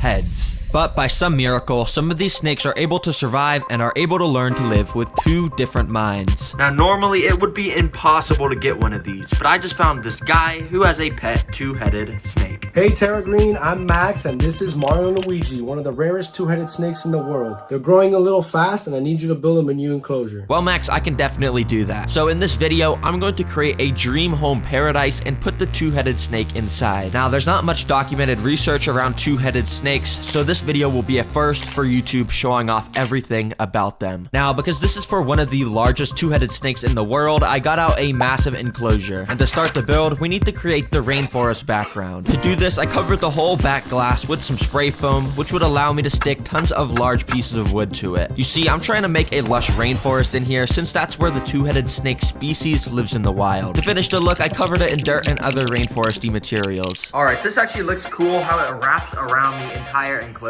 But anyways, now using moss bricks, I'm going to fill in the floor of this enclosure. But also I'm going to use these slabs of moss and also some wood chip stuff. Yeah. Now, with this concoction of stuff, I'm gonna add in a big tub of water, which will get entirely absorbed by these bricks. And yeah, you've probably already seen this before, but after mixing it, boom, we now had the whole floor in there completed. Anyways, this is where it gets fun, because you see, 2-headed snakes are so unique. So in this enclosure, I need to make special accommodations to, accommodate how crazy they are. With the first thing being these things. These are 2 rock water bowls, which I put inside of the enclosure. I just figured that the 2 heads are gonna want their own fresh water bowl, so they don't have to share. So yeah, pretty good. Anyways, I do just have to put some normal decorations around the water bowls to make this place look more like a rainforest. And I thought it'd be cool to spread a bunch of this leaf litter along the floor to make it look like all those leaves fell from the trees above. Now, I asked Max if he wanted any special additions, and he said most 2-headed snakes aren't able to climb, but Mario and Luigi are an exception. Make sure to include tons of climbing vines so they can show off. And lucky for him, using this, I just figured out a new trick to make climbing vines. You see, first you get a bunch of this rope, not too thick, but also not too thin. Then you load up some silicone into a gun and get to spraying it all over the rope. After spreading it all around, you can add in a bunch of dirt and other vine stuff, and after mixing it, you will get a DIY vine. And because the silicone on this hardens up a pretty good amount, it's gonna let me bend it around all the branches. That way we can get this hooked up everywhere along the top section. So that's exactly what I did, putting it around every corner so Mario and Luigi would be able to climb to their heart's content. Now, to finish off the decorations, I put in a snake hide because pretty much every snake species needs that. But because we're of course putting a 2-head snake in here, I used some foam to put a little divider here because I want to see if Mario and Luigi pop out both their heads. That way they can scan for prey separately. Alright, the floor looks all good now, but now I want to scatter some plants up in the tree area to finalize that rainforest look. So you already know.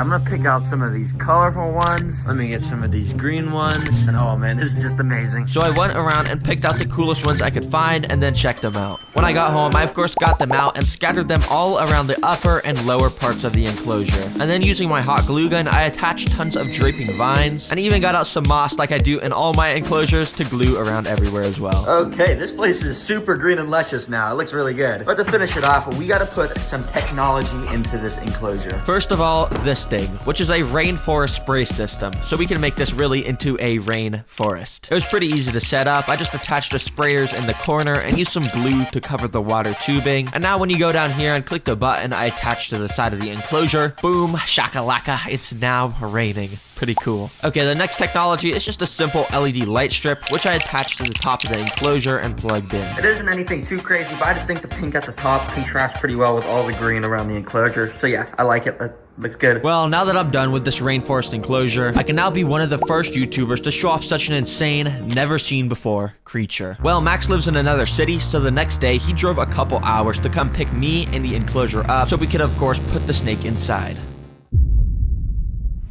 Yo, what's up? What's up, dude? Max, the man, the myth, the legend. You are the person that probably owns the top 5 like rarest snakes in the world, right? I guess so, yeah. Yeah, the two-headed snake. Well, anyways, let's not waste any time. Just check out this enclosure I built for them. All right, already this exceeds my expectation completely. Yeah, really? You like it? Yeah, dude, this is awesome. Yeah, I tried to make it look like just like a crazy rainforest. You know, all the plants green everywhere. Oh my God. All right, but I did forget one thing actually. Right under this towel, come take a look at this. Okay. Mario and Luigi little figures. All right, I like that. Where should we put them? Just right there? Yeah, I guess. Yeah. You want them together or you want them separate? I guess the snakes are together, right? That's true, yeah. All right. All right, I can't. This looks so cool. Let's get it back to my place. Yeah, let's go put those two-head snakes in. Yeah, let's put Mario and Luigi in. So we got the enclosure in his car and drove a few hours back to his house. All right, we're here. Let's go inside. I can't wait to see that two-head snake. Let's actually get that in right away. After bringing it inside, I set up the camera stuff and got the enclosure ready while Max went to pick up Mario and Luigi. All right, come over here. I want to show you something. Oh, you want to show me something? Is Mario and Luigi in here? Yeah, but before I show you them, I want you to realize how rare they are and how special they are, like that they're still alive. What Max did is he pulled out the container that actually had the mom that gave birth to the two-headed snake, and he told me normally for a two-headed snake to be born, a snake's egg has the chance for twins to be inside, but then there's a super rare chance that there's a birth defect that causes the twins to only partially split, causing it to have 2 different snake heads in one body. The reason why Mario and Luigi are way crazier is because they're boas and they give live birth. So that's a boa and that gives live birth? Yes. Meaning all the stuff that we just explained happens in the mother's stomach. So yeah, one day this mom just gave birth to a two-headed snake. And as you can see in these pictures, it's a little disgusting when they're born, a bunch of slime and stuff everywhere. But despite all odds, Mario and Luigi were born that day and were perfectly functioning as a normal snake. Okay, that's cool and all, but let's get to the reason why we're all here. Where's Mario and Luigi? Are they in here? All right, yes they are. Okay. So we got the two-headed snake's current enclosure out, and immediately we opened up the lid to reveal the beauty inside. Mario and Luigi right there in front of my eyes, just chilling around. This is something that shouldn't exist in this species. 2 heads in 1 body. Oh my gosh, this is crazy. This thing is like majestical. If you think that's crazy, wait till we feed them. Watching them eat live is crazy. And yes, eating with 2 heads means sometimes they will both separately try to eat the same food. And it's one of the most interesting things in all of nature. But as you can see, Max has been keeping them in this enclosure. And while it may look basic, it's actually not bad. Two-head snakes are super delicate creatures, and it's best not to have anything too complex in the place where they sleep. But he had me build this rainforest so we could document what two-head snakes do in the wild. All right, so why don't we just get these in the enclosure? All right, let's do it. Okay, you're just gonna go straight and pick it up. Okay, you're not even scared of getting bit at all? I mean, it could happen, but once you pick them up, they calm down. They realize that you mean no harm. Oh, that's cool. Oh man, they're chill. They're just sitting there.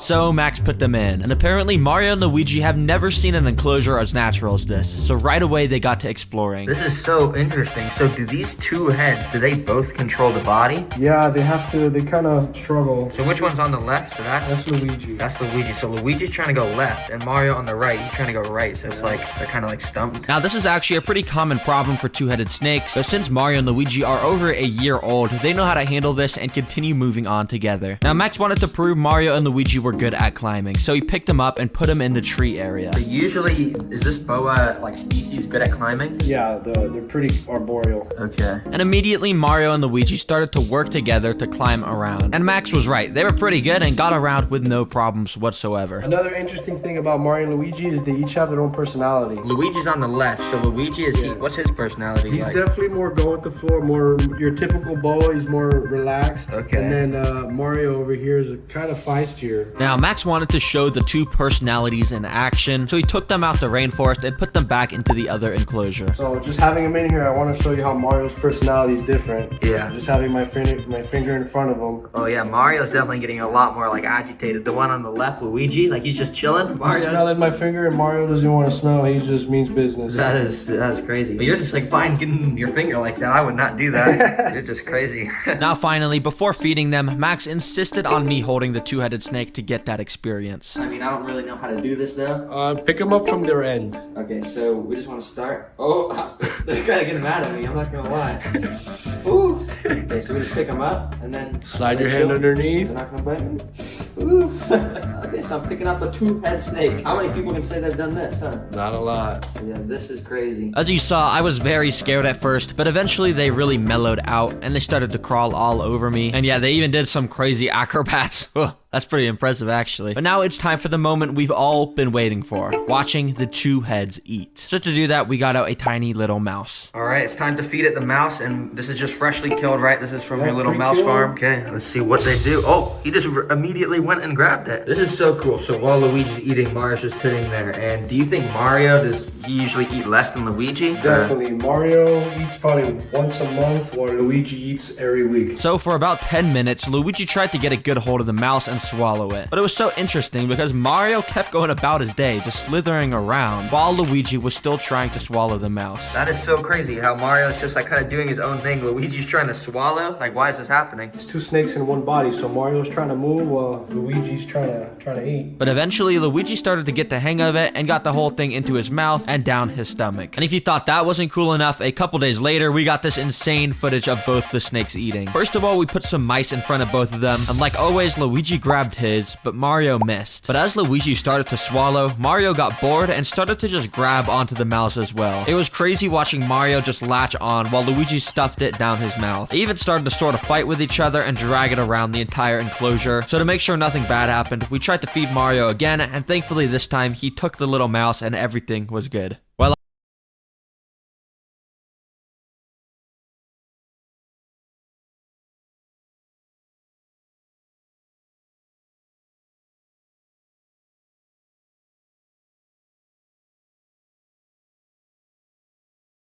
thank you for watching. This was my craziest video ever. Subscribe for more. Bye.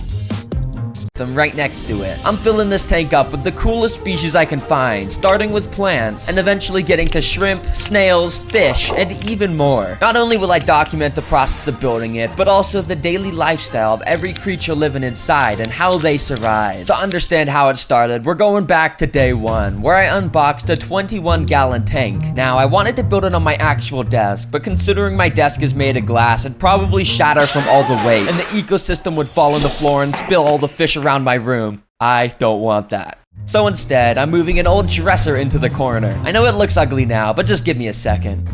This tablecloth hides all the stains and leaves me ready to add my tank. Now, if we want to add some awesome life to this lake, we need to first build an awesome lake. So I went out and bought all the materials I'm gonna need and started by mixing the substrate. This substrate I'm using is a mix of brown fluorite and sugar white sand, which is optimized to help the plants grow. And most importantly, it just looks cool. But before adding in plants, I did a bit more designing with some rocks and wood. Now we gotta add the water, and because I need it to be very clean water for the fish, tap water simply is not gonna cut it. Instead, I'm gonna fill it up with this reverse osmosis water filter that I get my drinking water out of. Okay, why is this thing so slow? Bruh. It may have taken literally an hour, but eventually I got enough water to fill up the aquarium. Just kidding, I still needed like 17 gallons of water. And because I'm lazy, I just put the water dispenser straight into the tank like this. I also had to add in a mineral supplement to the water because the reverse osmosis filter I used stripped them all. I was soon gonna start introducing life into the lake ecosystem, but before, I needed to complete their home by adding in plants. So I went outside and started to pick out the coolest looking plants I could find. Just kidding, those are not freshwater plants, and they would all die if I put them in. What I actually did is order 9 different species of real aquatic plants to my house. I tried using my special planting tweezers, but they were so bad. So I just used my hands, which worked a lot better. The kit I bought also came with these tiger lotus bulbs, which made me think I got scammed because this is not a plant. But apparently it's just a seed that'll grow into a full beautiful plant in a month. Although while I was putting in the plants, I kept digging up dirt and it started to make the water super dirty. I literally couldn't even see through it by the end, so I tried adding in some clarity solution to it, which usually fixes stuff like this, and I added on a filter. But after waiting 2 whole days, the water barely even cleared up, but now it just looks like tea. Wait, I wonder if it tastes like tea. Okay, it definitely doesn't. Anyways, I did some research to figure out why it was like this. And Google told me that the driftwood I added inside is releasing some chemicals called tannins into the water, which is completely polluting it. So I took that wood out and added in a product called Purigen into the filter, which should remove the tannins. While the filter cleaned the water, I took the driftwood and started to boil it. Apparently the heat removes the tannins. I mean, I don't know how that really works, but I never questioned Google. You could tell it was working well because after the first boil, the water looked like this. I wonder if this one tastes like tea.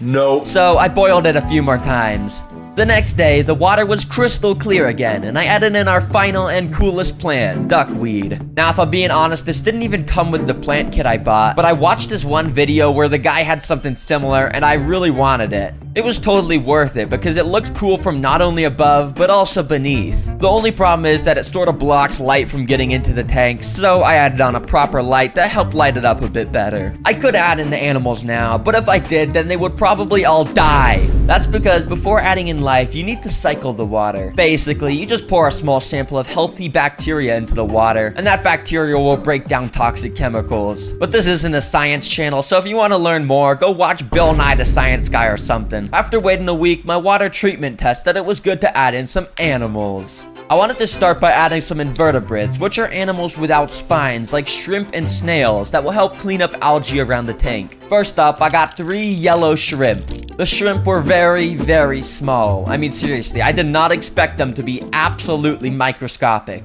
But I pushed the duckweed out the way at the top and added them in.